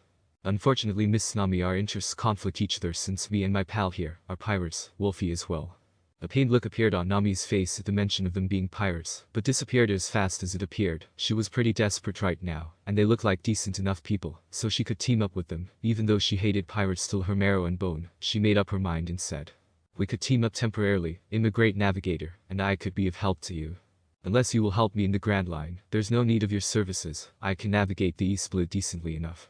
Nami started gritting her teeth. She couldn't leave for the Grand Line till she paid her debt. Arlong became more and more violent these days. He started destroying villages for fun, and he didn't care anymore if they paid or not. If she could pay the money, his promise would leave her village safe. "I promise that I can help you into the Grand Line, but there are some conditions. One, I need your help with something. Until I finish the thing I need to in East Blue, I won't leave for the Grand Line. 2, all the treasures we gain when I'm in your crew for now will be mine." I nodded at her conditions. Everyone had his own troubles to deal with, and hers it seemed it was concerned with money. As I looked more closely at her, she was actually pretty beautiful. She wore an orange mini skirt with 2 white rings on each side, filled in with orange or brown in their centers, and shirts with short sleeves. She also had short hair with a particularly curled strand over the left side of her face. She is slim and has big brown eyes. In addition to being a good navigator, a beautiful female was needed in my crew. I couldn't be surrounded by males all the time. I also needed to observe the beautifulness of the female form once in a while. So I agreed to her conditions, but there was no notification saying I added her to my crew. That meant she wasn't 100% in my crew. But as long as she kept her promise, I really didn't care. After her conditions being agreed, Nami was very happy with the help of these 2 strong guys and the wolf. She could get the money needed very fast. But before she could congratulate herself, some tremors started to shake the earth. It was a giant yellow lion with a pinkish-purplish mane on the lion. There was a male who wore a white bear hat. He also wore blue pants and sandals. He looked at his lion and said, "Well, Richie, Captain Buggy is really angry, but since you are hungry, we will just destroy that pet shop over there and get the food." There was a pet shop nearby that was guarded by a small white dog. When the dog saw that the lion was approaching his store, he started barking and showing his teeth. Suddenly, an old man with curled hair wearing a wooden armor and having a wooden spear in his hand appeared. He looked towards the lion and man and said, "You can't destroy the store. That's Chaochu's treasure." "Oh, you see now, old man, how can this shitty store be a treasure?" "The mayor bottle, the mayor of this town that you destroy." "Ah, so you are the old mayor. Whatever, move out of the way or I will just let Richie kill you." The mayor didn't move out of the way. He was standing there like a statue trying to protect Chaochu the dog in the store. I started laughing and said, "Shishi, I like your guts, old man. Let me lend you a hand." I appeared near the lion with sword and punched him with a normal punch, knocking it out with ease. I also knocked out the strange man on the lion, just with a small punch on his head. These weaklings didn't even have the power to resist at all. The mayor looked at me with wide eyes, his glasses which were almost falling over. He didn't think that I could beat those people at all. By my appearance I was just a skinny young lad, but my power was something else. After I saved him, he started to tell us the story of how Chaochu's store was a treasure to him. Actually, the owner of the store died due to an illness. He was Chaochu's best friend, so to protect the last reminder of his friend, Chaochu stood guard to this store for a long time. He never actually left. The townspeople would come from time to time to give him food or water. But he never left the premises of the store. Nami was kinda shaken after the story, but she kept herself up in no time. Both Zoro and the mayor couldn't see anything from her, but I could. It seems she didn't have a good past, and the dog's story kind of inspired her. After we heard the story, me, Nami, and Zoro decided to take Buggy out of the town. Nami more because she wanted his treasures.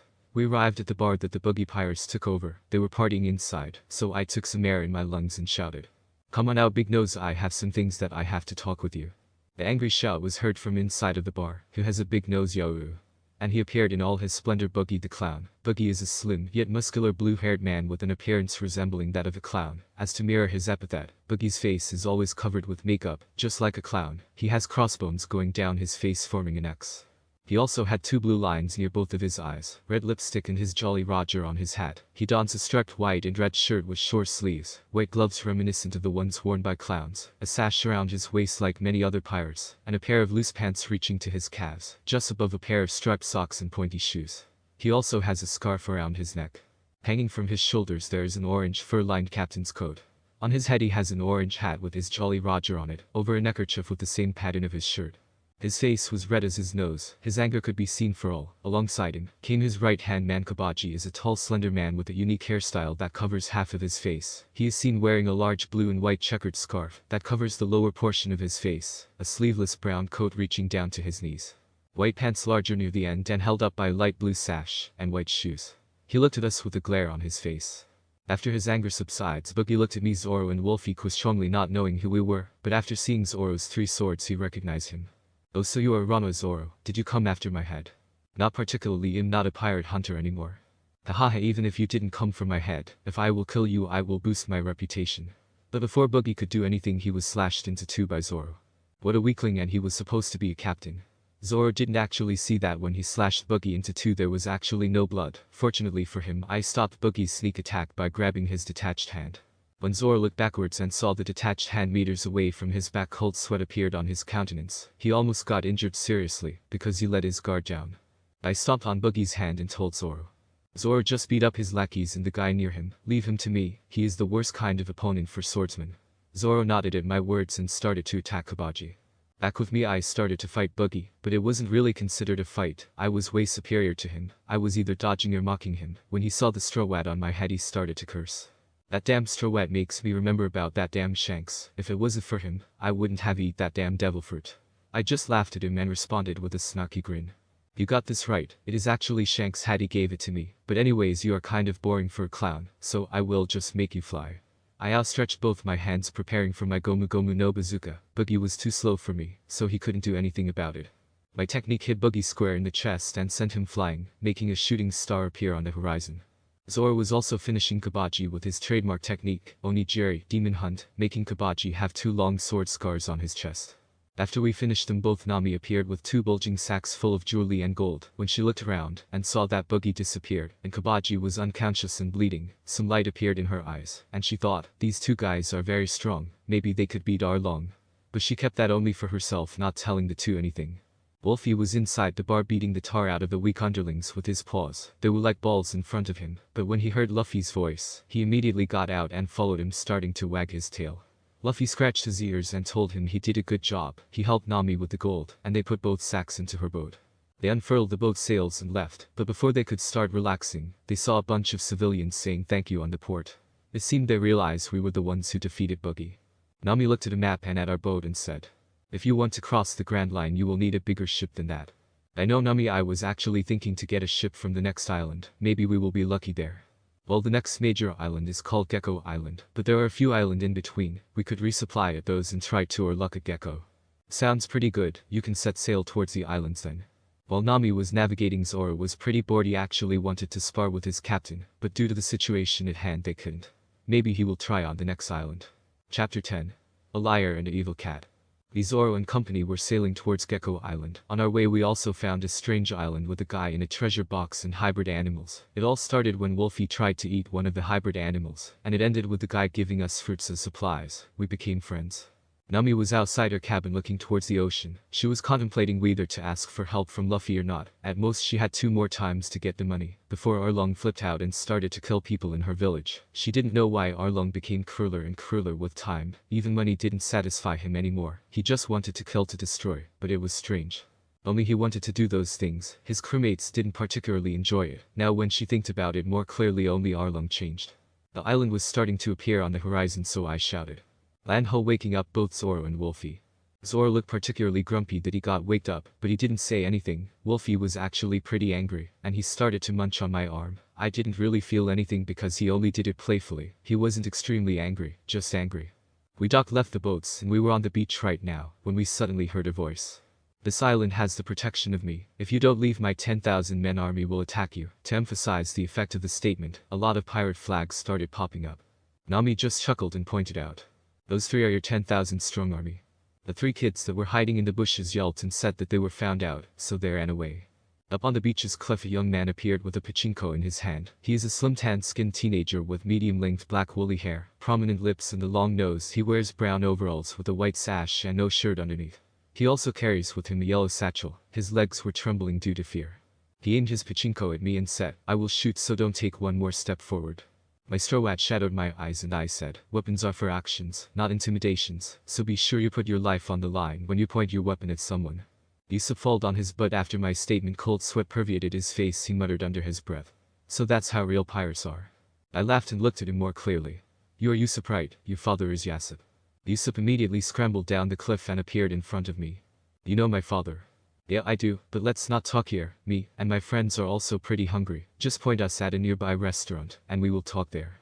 So Yusuf did just that. While I explained how Yasop was the sniper on red-haired Shank's ship, Yusuf was having literal stars in his eyes. He couldn't believe that his father was an important officer in a young crew. After a while he excused himself saying that he had to do something, while me, Zoro, Nami and Wolfie, we were finishing our meals. Wolfie especially ate a lot of meat, and his belly was kind of bloated. When the three kids came in the restaurant asking for their captain saw him, they looked petrified, even more so when Zoro said with a feral grin on his face. Well, we just fed him to our pet wolf here. He enjoyed him down to the last scraps and bones. The children shouted frightfully and pointed at Nami, and said which. Nami gave each of them a bump on the head and said angrily, it's just a joke, but if the wolf ate him, how am I the witch?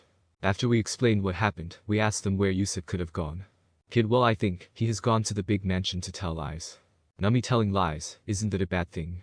Kid, not really, because the young miss of the mansion is really sick and lies of our captain makes her happy. Nami, oh, so it was like that. Luffy, anyways, we should visit that mansion anyways, maybe they have a spare ship we could buy. Zoro, yeah, like Captain said. Wolfie, ow ow ow ow. Since everyone was in agreement, we let the kids open the path for us. We arrived quickly at the mansion, and we entered Trofa's secret passage that Yusuf made. I didn't want to make a ruckus by using my powers, so I just followed the kids. Yusuf was standing on rather thick tree branch, and he was talking to a blonde girl. She was pretty pale looking, maybe due to her staying too much inside and never going out. When Yusuf and the girl saw, she asked him, girl, who are these people, Yusuf? Yusuf, well, Kaya, they are my admirers. They are here to join my Yusuf pirate crew. Nami, you wish. Zoro, he's lying. Luffy, actually we are here to inquire if you have a ship for sale. We are in need of one.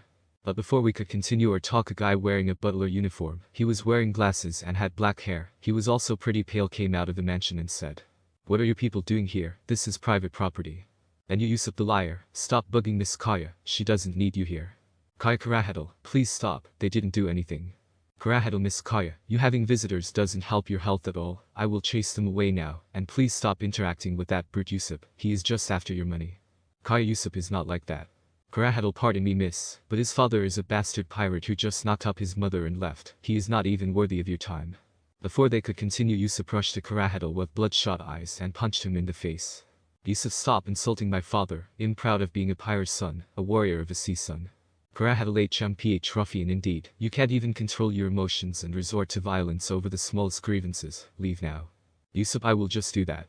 Yusuf left in a hurry, and since he left we left as well. While we were waiting for him to get back, Zoro pointed out that he really wanted that spar, so I indulged his request. Me and Zoro, we were facing each other in a wide field in the outskirts of the village. Wolfie, Nami and the kids were spectating. Luffy, Zoro, just so you know, I won't use my full power because this will end too fast, but I will use my full skill. Zoro, HMPH, I know you are strong, but I doubt you are way stronger than me. Zoro wasn't really convinced, but I had to wake him up. I needed to strengthen him up for the Grand Line. When Zoro came at me with the overhead slash, I dodged simply by moving to the left. When he tried to slash me with the frontal one, I dodged by simply moving to the right. He tried to slash me again and again, but he couldn't do anything. There were a lot of occasions where I could have countered. I was a martial arts master. But this spar was for him to learn that he was a frog at the bottom of the well, not to hurt him. After a while of dodging, I just grabbed both of his swords out his hand and threw them away. His swordsmanship wasn't that great. If I would put it in system levels, I would give him LVL 20. I guess he beaten the East Blue weaklings, based more on his high stats rather than skills. Zoro was baffled. His captain was really damn strong, and that wasn't his full strength either. He could have hit him and put him to sleep a lot of times, but he just dodged. This was further exemplified when he just took his swords and thrown them away like it was nothing. Luffy, Zoro, from now on, when we get the ship, we will have a daily spar. We need you to get stronger for the Grand Line. Zoro, I understand, Captain. Yusuf was coming from the village. He was battered, bruised, and he had gunshot wound on his left shoulder. When he saw us, he rapidly came over and said, Yusuf, guys, Karahedal is actually a pirate. I saw him speaking with a strange guy on the southern slope. He said he wanted to hypnotize Kaya and take her inheritance. Luffy, I understand, but why are you so banged up, Yusuf? Yusuf, well, I tried to warn the villagers, but they beaten me up. Nami, well, that happens when you lie too much, Yusuf. After Nami helped Yusuf nurse his wounds, he looked towards us and he said, Yusuf, well, for now I will try to protect the village. It would be better if you guys left, to not be caught in the crossfire. He wasn't really that inspirable with his shaking legs, but I just started laughing and I told him, Luffy, Yusuf, we are friends. I will help you protect your village. Yusuf, that's great. What are you guys good at? Luffy, well, I'm good at many things, but the first would be kicking ass. Nami, stealing. Zoro, cutting. Wolfie, ow, ow, W, biting. Yusuf, hiding. All in course, no you won't, ow ow. We decided that we would put the traps that Yusuf made on the northern slope, something about that they would come from here, because it had better ship parking. I also had Nami to hide our boats. And so they came with a big black cat ship. Most of them were cronies, weaklings. I could feel that from just looking at them. The only one relatively stronger was the weirdo with hard glasses and a cowboy hat, but he was still pretty much fodder. They tried to climb up the oiled slope that Yusuf made, but unfortunately for them they weren't strong enough to do that. With the combination of Yusuf's lead stars coming from his pachinko and Zoro's swords, I didn't even have to do anything before almost all of them were down. The hard glasses guy was panicking, and he started swinging around chakram. When I say 1-2 Django, all of your wounds will heal, and you will become super strong. 1-2 Django. Almost all of them got up, their muscles bulging. One of them even punched the cliff and destroyed it, but for me it was still nothing. For the ones that Yusuf and Zoro couldn't handle, I would just casually punch their lights out. After 20 minutes Kuro came in. Boy was he angry. You could see it on his face how angry he was. Kuro, you're damn trash. You got beaten up by a bunch of brats. Why are you living anymore? Django, Captain Kuro, please don't kill us please. These bunch of kids are truly abnormally strong. Kuro, HMPH Django, I left you to become captain because I thought you would do a good job, but it seems I was wrong. Kuro dropped down the bag he got with him and pulled up from it some menacing cat-looking gloves with claws on them. Django tried to remedy the situation by calling 2 people out of the ship. One was fat, other one was scrawny. Since Kuro was already out, they didn't go with their occasional lying and acting. They directly attacked Zoro with their strongest. Luffy, Zoro, just keep them occupied, while I will beat Mr. Black Cat here himself. Kuro, a brat like you, think you can beat me, huh? But before we could start our fight, Kaya appeared. She had a gun in her hand which she was pointing to Kuro. Kaya, I can't believe it. Kurahadal, Mary told me what happened. How could you actually do it? Kuro, oh, so that fool didn't die. I think I became rusty with time. Kuro put on a smiling face to Kaya and he started saying. Kuro, do you remember when we were going shopping around? When I was helping you out with your studying? Kaya was starting to break remembering those times with Kuro, but after that a malevolent smile appeared on his face. Kuro, well, I hated all of those times, and now I will take your inheritance. He upped right in front of her and took the gun out of her hands, but before he could catch her, I appeared in front of him and punched him hard, making him roll into the other cliff. But he stopped himself, leaving a trench in the ground. Kuro, Django, catch Kaya and hypnotize her. But before Django could do anything, a wood staff appeared above his cranium and cracked him in, putting him to sweet sleep. Nami appeared and she said with a grumbling tone. Almost no treasure on this guy's ship, what poor fellows. Yusuf's sweat dropped at a remark. Yusuf approached Kaya and took her more than a bit away from the battlefield. Zoro also finished the fat and skinny guys. All that remained was me and Kuro. Kuro, ho ho, you really did in my crew, didn't you? But I still have a card up my sleeve. He started swinging from right to left and he disappeared, well for others, but not for me. I was actually pretty surprised he knew a variation of sword. It was actually way weaker than the original, and he also couldn't control himself, example being the claw mark on the cliff, but I just used sword myself and appeared in front of him. I also stretched my arm and twisted it behind me. It appeared in front of him before he could do anything. Kuro spiraled in the cliff and became unconscious, but the other people from his crew started to regain consciousness. I just threw him to them and made them leave. The Black Cat ship was going away into the horizon. This encounter was pretty easy. After everything ended, we got ourselves some supplies and we were ready to leave, but Kaya invited us to show us something. Mary, the butler who Kuro almost killed, was there. He was fully bandaged, and his hair was done in the style of a goat. He even had something akin to horns. And the invitation actually was for this. They gave us a ship. It was called the Going Merry. Merry himself gave it the name. We were in need of a ship, so we took it. The Going Merry had a jib and a central steel rudder.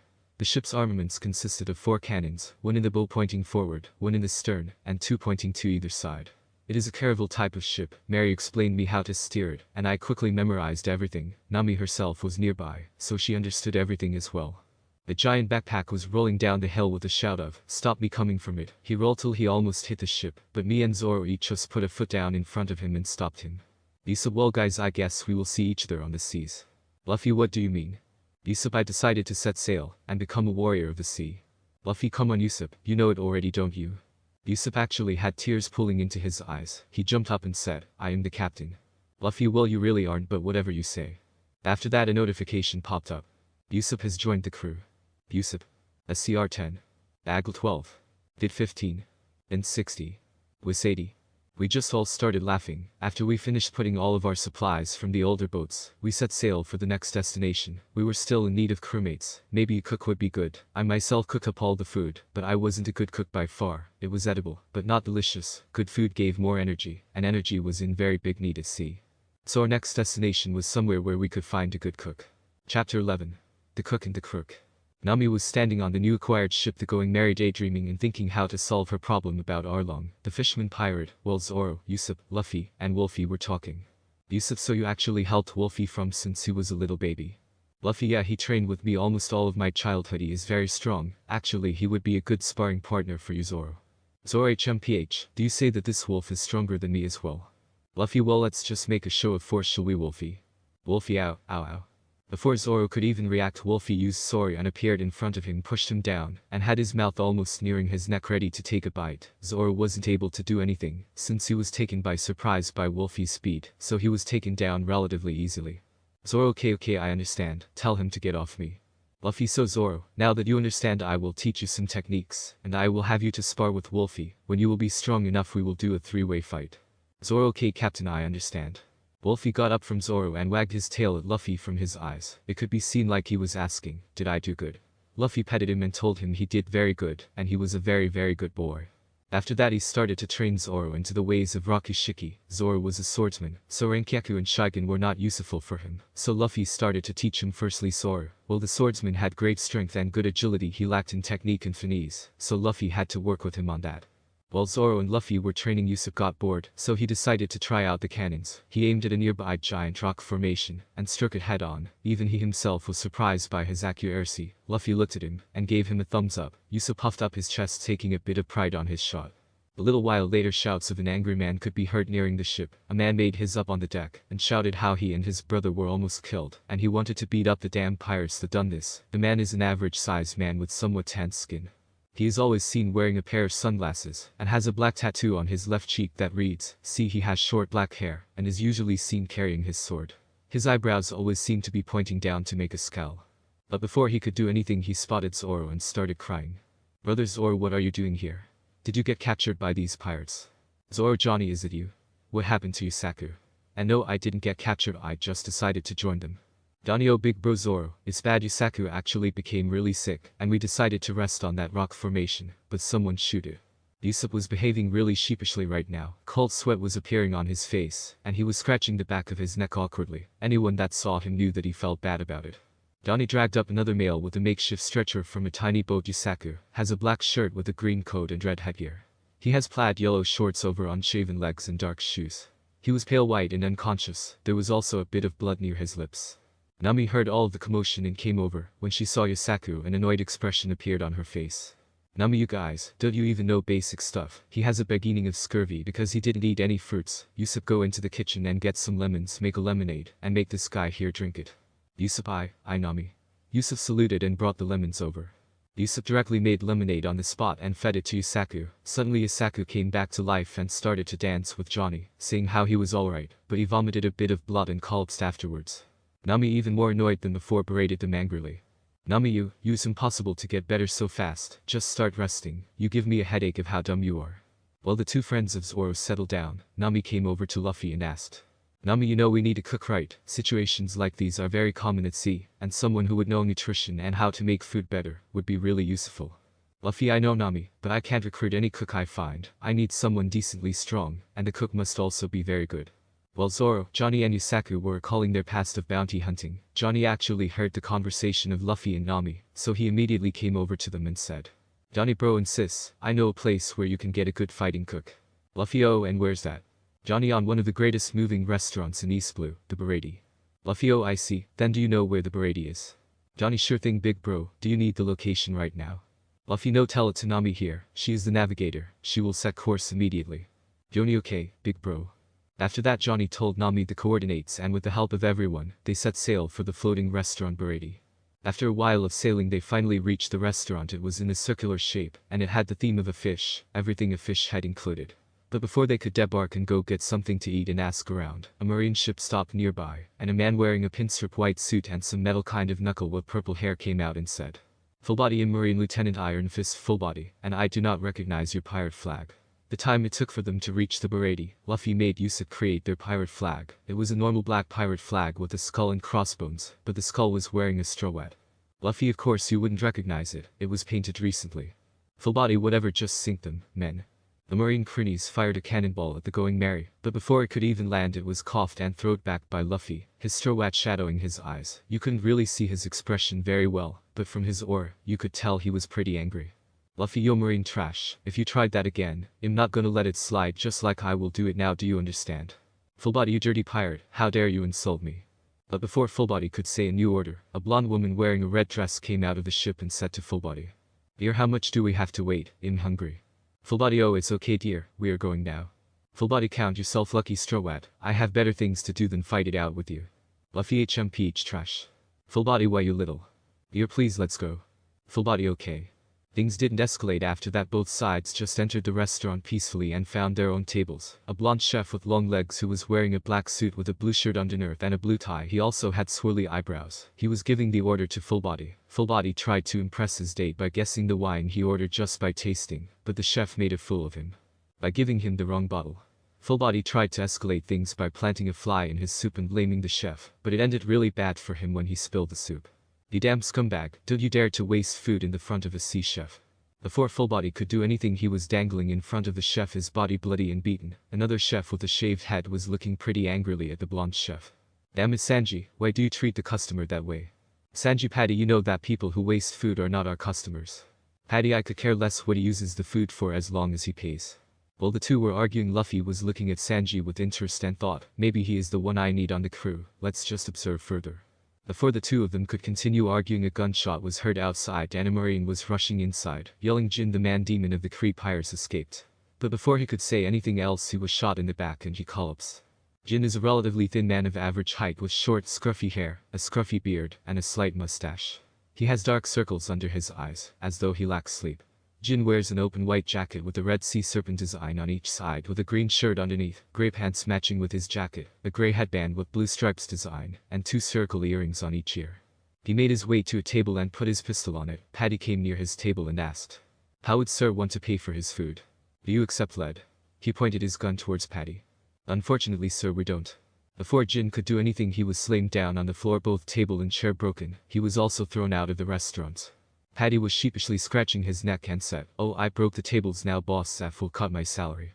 Sanji was in the kitchen. He was present when everything happened, and now he was cooking some rice and shrimp. He made his way outside almost undetected. Luffy was just beside him, tailing him down. He met Jin outside and said, Sanji, I saw you were pretty hungry back there, so I made you this.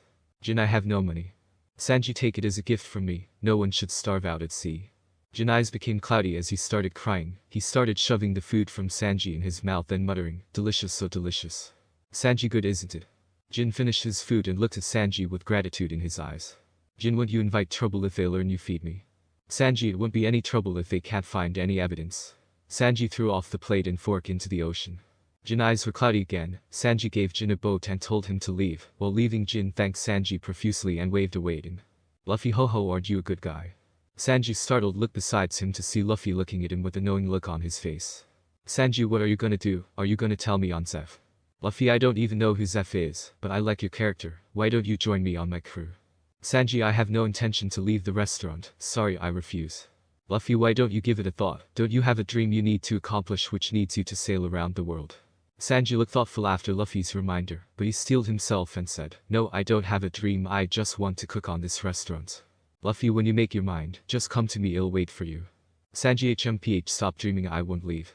Zeph, the owner, was up in his quarters looking down from the window. Zeph is an elderly looking man who still retains his blonde colored hair, which he keeps underneath his extra long chef's hat. He has a mistake and a beard. He wore his chef's uniform, with a blue ascot and white apron. He also has a right peg leg. Zeph. Sigh, it seems it's time for the little eggplant to leave, it's fine.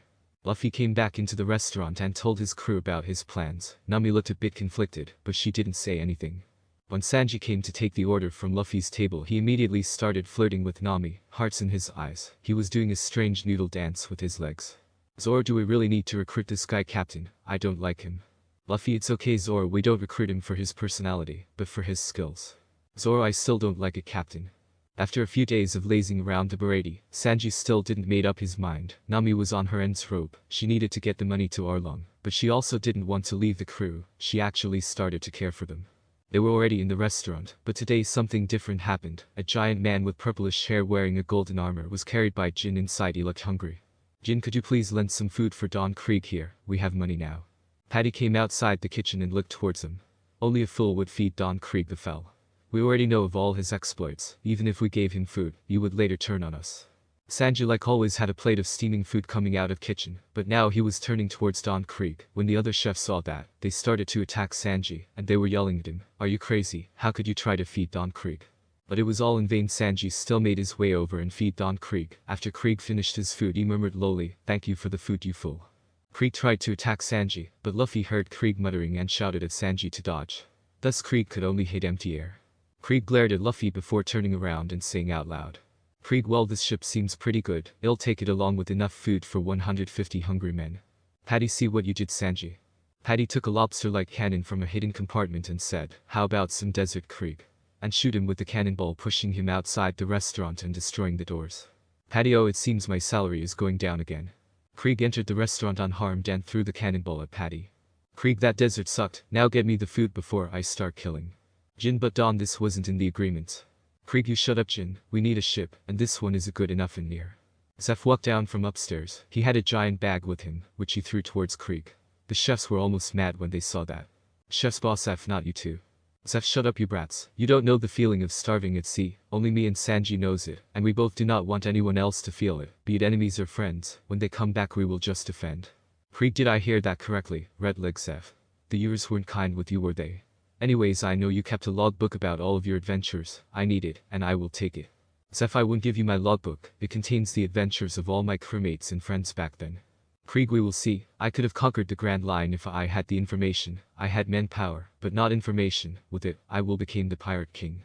Luffy suddenly started laughing loud enough for the whole restaurant to hear, or what remained of it. All the other customers ran away after Krieg resuscitated. Krieg, what's so funny, you brat? Luffy, you becoming the Pirate King. You might had a lot of men under you, but you were all cannon fodder. Krieg, how dare you? Luffy, anyways, I will become the Pirate King, not trash like you. Krieg, haha, brat, like you dreaming of becoming the Pirate King. Now, I heard it all. Just you wait when I come back with my men. Jin and Krieg left. While the chefs were preparing for the fight, Luffy and his crew were also waiting, but something was not right. Nami was missing. Luffy told Yusa to check the ship, but the ship was missing as well. Johnny also said Nami looked pretty aggravated when a bounty dropped from his bounty list stack. He remembered it was Arlong the fisherman with a bounty of 20 million.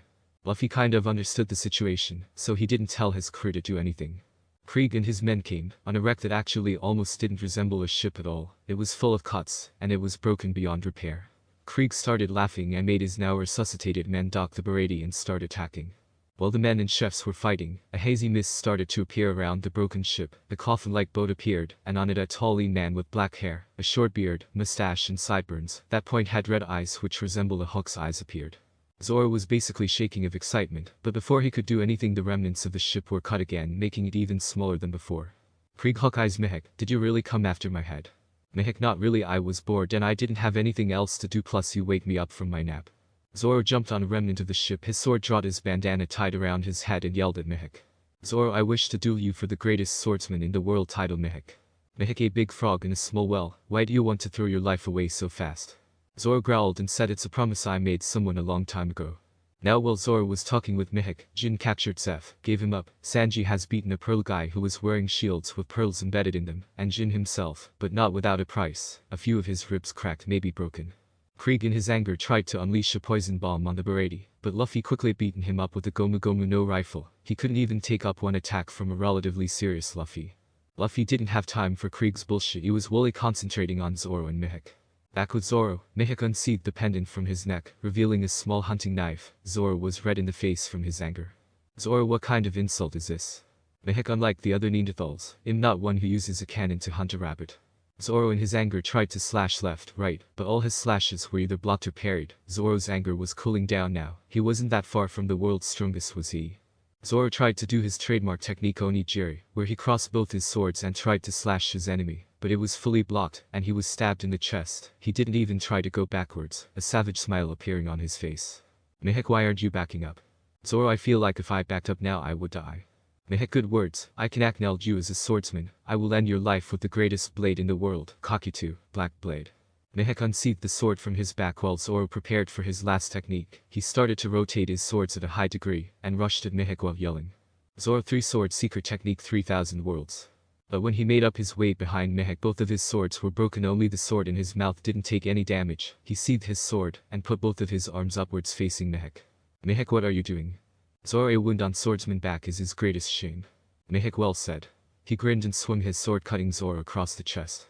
Zoro was pushed back and fell in the ocean. Both Johnny and Yusaku started swimming towards him crying big bro all the way. The wind started to pick up, and Luffy appeared immediately in front of Mihik. Mihik's eyes became larger, and he blocked Luffy's punch, which actually made him skirt more than a few steps. He was impressed of the youngster's strength. Mihik, you are his captain, right? Calm down, I didn't kill him. A shout could be heard from another wreckage. Zoro was pointing up his white-handled sword and was saying, "From now on I won't lose to anyone else anymore. Is that good enough for you, Pirate King?" Mihik looked towards Zoro and yelled as well. Mihik, I acknowledge Giorano Zoro. Come to challenge me again in the Grand Line. Come to deny me. Come to deny the world. Mihik, I also look forward to see you, boy. Shanks told me a lot about you. Luffy, he did, huh? Mihik left in the mist with his coffin boat. After everything ended, the chefs, Zeph and Sanji, started to clean up the restaurant. Zoro was patched up, but Sanji still didn't want to go with the crew. Don Krieg's crew, himself as well, were gave a boat, and they let them go. In one of the kitchen rooms, Luffy was eating with the other chefs. The chefs were cursing at the soup Sanji made, while Sanji was outside listening. Even Zeph cursed at the soup. Sanji finally broke down and confronted Zeph, saying he made the soup with his recipe, but Zeph told Sanji he never taught him to make hogwash. Sanji made his way angrily outside, and Luffy followed. Sanji, hey, have you ever heard of All Blue? Luffy, not really, what is it? Sanji, it's a special sea where all the fishes from all the blue seas gather here. A shit-eating grin appeared on Sanji's face. Sanji, and my dream is to find it. Luffy, so you decided to join me? Sanji, let me just pack my things up. While Sanji was packing his things, the other chefs were also in tears, but it wasn't showing up on their faces. Sanji was outside while Zeph was up on the balcony. Sanji started crying, and he kowtowed to Zeph, while saying thanks for all of you done all these years, boss Zeph. All of the other chefs started to cry as well, Zeph included. Zoro, Usopp and Johnny left before on the orders of Luffy to scout out the Konomi Islands, where the Arlong pirates had their base. Luffy, Sanji and Yusaku got on the special boat of Sanji's, which was used for getting ingredients. The chefs and Zeph, hearing their plight, gave it to them. While Sanji was cooking and Yusaku was fooling around, a notification appeared in Luffy's face. Congratulations on recruiting Sanji the cook. Sanji. SCR 45. AGL 50. Bit 55. Bin 20. Wiz 55. He was a pretty balanced stat-wise. Now they were on their way to Konomi Islands, to free them from Arlong and help Nami. Chapter 12. We are eating sushi tonight. I was on Sanji's supply boat with Yusaku and Wolfie. Sanji was inside making food, and it smelled really damn good. Wolfie himself was salivating like no tomorrow. If I didn't order him to salivate into the sea, we would have capsized because of his saliva. Sanji was inside cooking his famous dishes. Yusaku was fooling around, and well, I was just waiting, but suddenly I felt something under the water. It seemed like it was a sea king, but what came out of water wasn't as intimidating as it was supposed to be. It was just a cow sea king, and it actually looked pretty cute. Sanji came out with the food balanced on his arms, and the Sea King started to salivate. Sanji put down the food and lighted a cigarette, while he looked at the Sea King cow and said, "Sanji wants some food as well, big guy." He grabbed a plate of food, and he started to approach it towards his mouth, but before the Sea King could take the bite, he was hit in the head by Sanji's leg, and one big bump appeared on his head. Yusaku was actually kind of angry because Sanji attacked the cute Sea King for no reason, but when Sanji told him that he would have taken his arm with the food as well, he shut up. The cow was actually starting to get angry after he got hit, but one hit from me gave him another big bump, and with tears in his eyes he left. 3 men and a wolf were eating on a supply boat, and when I firstly put Sanji's dish in my mouth, I could say, this man knew how to damn cook. His stats were also pretty balanced. He was a really good addition to the crew. I also decided after I helped Nami out with her problem, I would start training the whole crew. They needed some techniques. And based on their stats, I would give them some Rakishiki. After quite a while we found our way to Konomi Island. We docked at what used to be a village. I think everything was destroyed, debris everywhere, no sight of humans or fishermen. We made our way into the island. But on the other parts of the island, different things were happening. Zoro was fighting fishermen, while Usopp, which who was found by Nami's sister Najiko, was sniping Arlong, who was ready to kill a man named Genzo. Arlong was actually hit by Usopp's explosive stars, one of his many ammunitions. Even though he was hit, it did 0 damage. Nothing happened to Arlong. It only angered him quite a bit, and he put his cronies to chase Usopp down and kill him. Unfortunately, Usopp was chased into the Arlong Park, the stronghold of the enemy. There he met with Nami.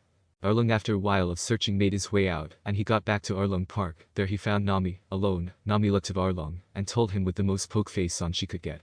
Arlong, I made the sum of 100 million belly this time around. I will come back with them, so be ready to free Kokoyashi village. There was surprise and hidden anger in Arlong's eyes. It seemed he needed to contact that Marine sooner than he thought he would. Nami left, and Arlong did his plan.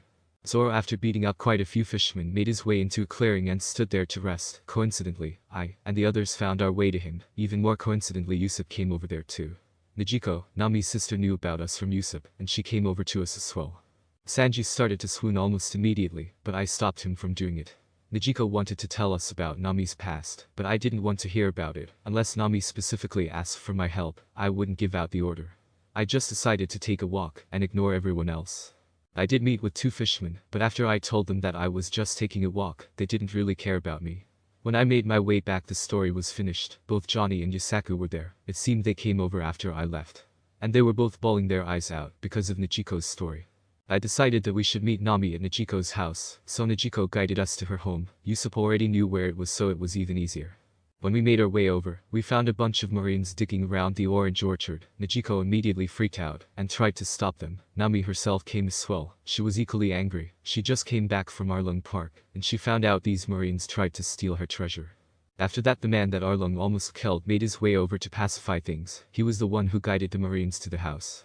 Unfortunately, the Marines didn't really care and almost shot Nami. Double unfortunately was that Nijiko had to take the shot for her, injuring her arm as a result. After that, Sanji beat the living daylight out of the Marines, especially the captain who had a rat hat on his head. He also had rat whiskers. After the things quieted down, Nami was so angry she didn't give us any other salute or anything. She just left to Arlong Park. There she confronted Arlong about his plan. When Arlong heard that the Marines were beaten, he showed his true colors. Grabbing Nami by the neck, he shouted at her with demented eyes. Arlong, no matter what will you do, you will always remain my possession. You will always draw out maps for me, do you understand? After that, he threw her out and told her that if she tried to leave the island, he would massacre the whole Kokoyashi village. Nami was in tears and scared after that whole scenario. She was also very angry. Arlong always said he would never back out of a promise which concerned many, but he was lying all along. She was really angry. Her eyes were bloodshot. She took the knife she always carried with her and started to stab the Arlong Pirate's tattoo she had on her left shoulder and shouted, "Nami, Arlong, Arlong, Arlong, Arlong." Suddenly my arm stopped hers, and I looked at her with my straw hat shadowing my eyes. Her tears were still freely falling off her cheeks. Her voice trembling, she looked at me and said, "Nami Luffy, help me kill Arlong." I nodded my head, put my straw hat on her head, threw both of my arms upwards and yelled, "Luffy, sure as hell I will."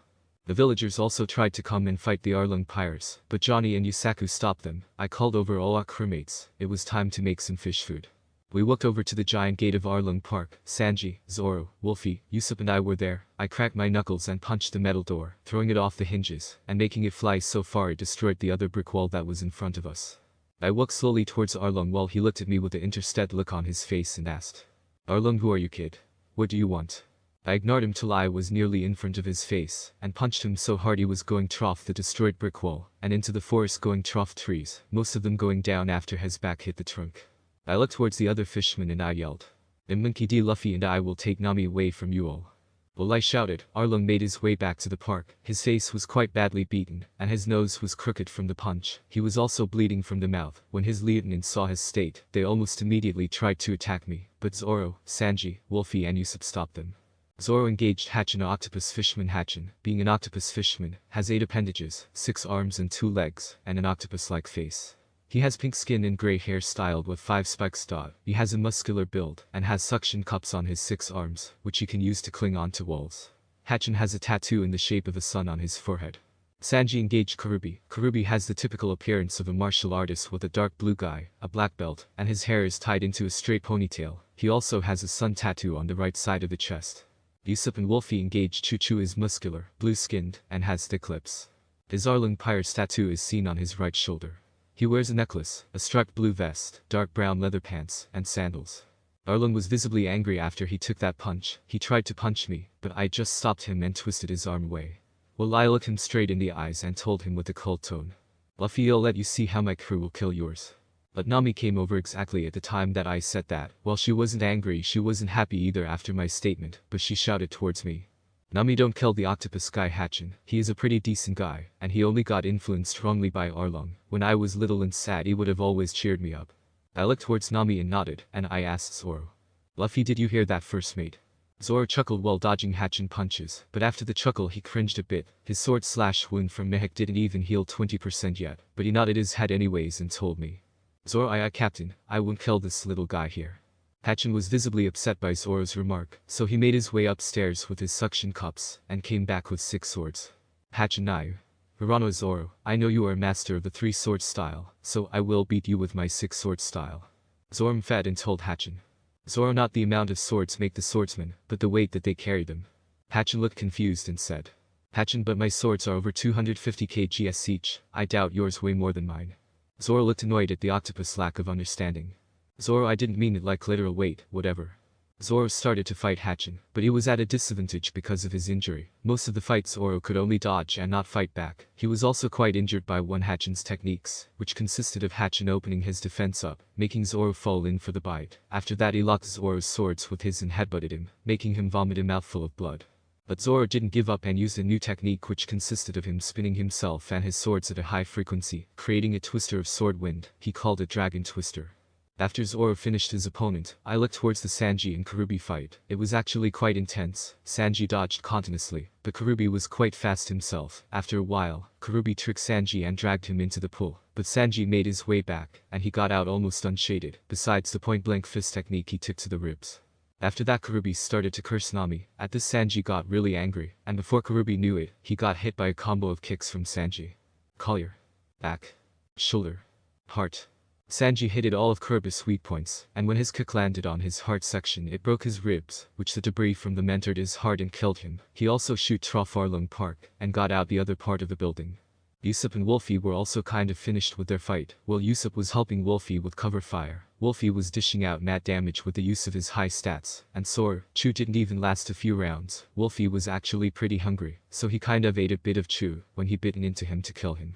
Arlong was absolutely mad when he witnessed that, but my grip was like iron and he couldn't do anything. His eyes were like a maddened sea king, and he shouted hard enough for it to be heard in a few kilometers.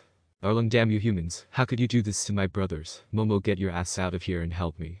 The Sea King rised out of the pool. It was actually the sea cow we encountered our way here. When the sea cow saw me and Sanji he started sweat dropping, and he wanted to run away, but the next threat from Arlong made it attack. I punched Arlong into the building, and I intercepted the Sea King. I didn't kill it, I just hit it really hard, with my gum no pistol, to make it unconscious. Arlong made his way out with a fearsome blade. It was simple blade with a dull edge, and a lot of what resembled teeth on the sharp part. Nami shouted towards me. Nami, be careful, that's the Kiribachi. Arlong uses it only when he is really angry. The warning was not necessary, sword or no sword, he would die today. He was still a weakling in my eyes. There is still a long way till I will find someone as strong as me in the East Blue. I uppercutted him so hard and I used sword to appear near him in the air, sending him straight in the upper levels of the building. He was no match for me, he couldn't even resist.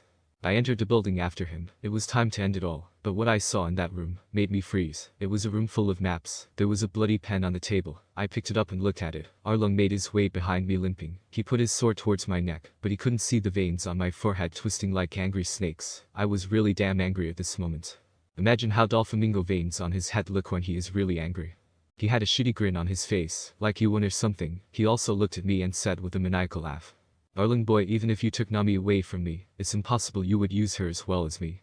Her life was given so she can make maps for me. I grabbed the sword and broke it. Arlong looked visibly shocked at my performance, but I didn't give a damn about his shock. When he saw my expression, there was finally some fear on his face, but when he heard me, his fear increased by 100% more. Luffy, use her, damn user her, she is a person, she can be used, she is not an object. Now I am really damn mad. This is the end for you, Arlong. I stretched my leg up off the ceiling and in the sky, and brought it down so fast, Arlong couldn't do anything about it. When my foot struck Arlong I could feel his internal organs bursting, and the whole building shaking. It was going down. The building collapsed, and I made my way out of the rubble. Nami had a big smile on her face, but there were still tears pouring out of her eyes. I looked towards her and said, Luffy, Nami, you are my nakama. Nami just nodded. And a notification screen appeared in my face. Congratulations on finally recruiting Nami the Navigator. Nami. SCR-10. AGL 20. DID 15. INT 175. WIS 100. My job at the Konomi Island were done, but the villagers were hell-bent on partying after the tyrants were cleared out, so we had quite a big party. Usopp was telling his stories, Sanji was flirting a bit, Zoro had his wound checked out and healed by a proper doctor, and after that he started to drink sake. I kinda lost myself after I started to find a piece of food, and I found myself near a grave. The guy who took the Marines to Nami's home was there pouring some wine over the grave, now that I was looking better at him. He was wearing a brown military uniform, and on his military hat was a pinwheel. But he removed the pinwheel and he put it near the grave. He turned towards me and said, Genzo, you could say I'm Nami's foster father, what are you doing here? Luffy, well, I was searching for something, and I got lost. My condolences, by the way. Who is buried here? Genzo sighed. It's Nami's mother, Belmere. After that, Genzo started to tell me the story of how Belmere was a retired marine, how she found Nami in Nijiko, and how she ended with a bullet through her chest, because she didn't have enough money to pay for her herself and her daughters, when Arlong took over the island. After he finished his story, he looked at me with solemn eyes and said, Genzo, I know Nami wants to join you guys, so I want you to promise me one thing, just don't make her lose her smile, because if you do, I will hunt you down and kill you. I just laughed at him and said, Luffy, even if you wanted to kill me you couldn't, but be sure it'll keep Nami happy. Genzo, that's all I want to hear. I made my way down to the cliff that the grave was positioned on. It seemed I couldn't find that piece of food.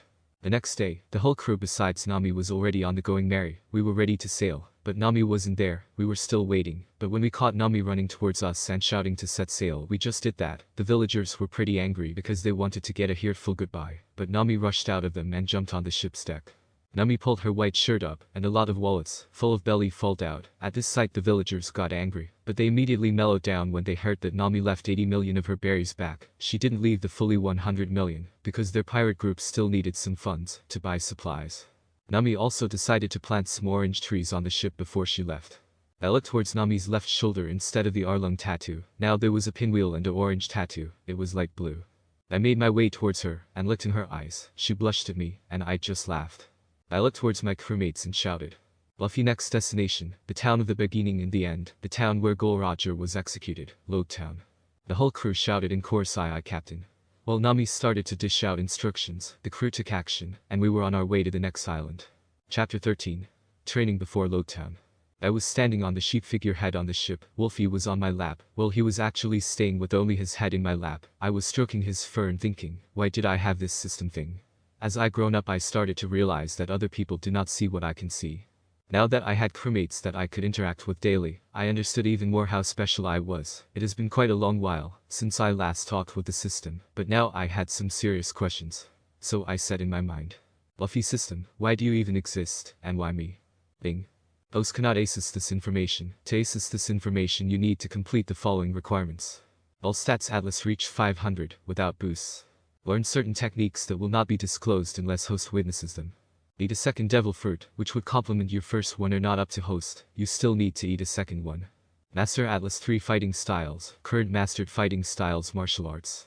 Host also needs to either become the Pirate King or acquire a skip button. Skip buttons can be acquired by beating an opponent that either has a 400 plus stat, or is an old legend, X Whitebeard, Shiki. I looked at the windows and my mood soured. It seemed I need to do a lot of things before I knew why I was chosen for this thing. Speaking about stats, now that I had more people in my crew, I should be able to increase my stats again due to the crew boost. I should also train Sanji, Usopp and Zoro. Well, I should teach them some Rocky Shiki and improve on Nami's lacking stats. I nodded my head at the plan that I currently making in my mind. They could grow stronger with fights, but some official training routine was needed, so they would be prepared even better in the future. I got up and motioned for Wolfie to follow me. I walked on the deck and shouted, Luffy, all of you, get out right now. It's time for announcement. Zoro, Usopp, Sanji and Nami immediately got out. Zoro and Usopp from the men living's quarter, Nami from the women's and Sanji from the kitchen. It seemed he already finished food for the noon snack. I looked at all of their faces and said with a low tone, Luffy, even though you are strong, the Grand Line is not an ocean that can be underestimated, so from now on I will start to train you every day. Zoro had an excited look in his eyes, Usopp's legs started to shake, and Sanji had an intrigued look in his eyes. Nami looked like she also wanted to become stronger. It seemed the hour-long episode made her quenching for strength, so that she wouldn't be helpless against anyone else we would encounter on our journey.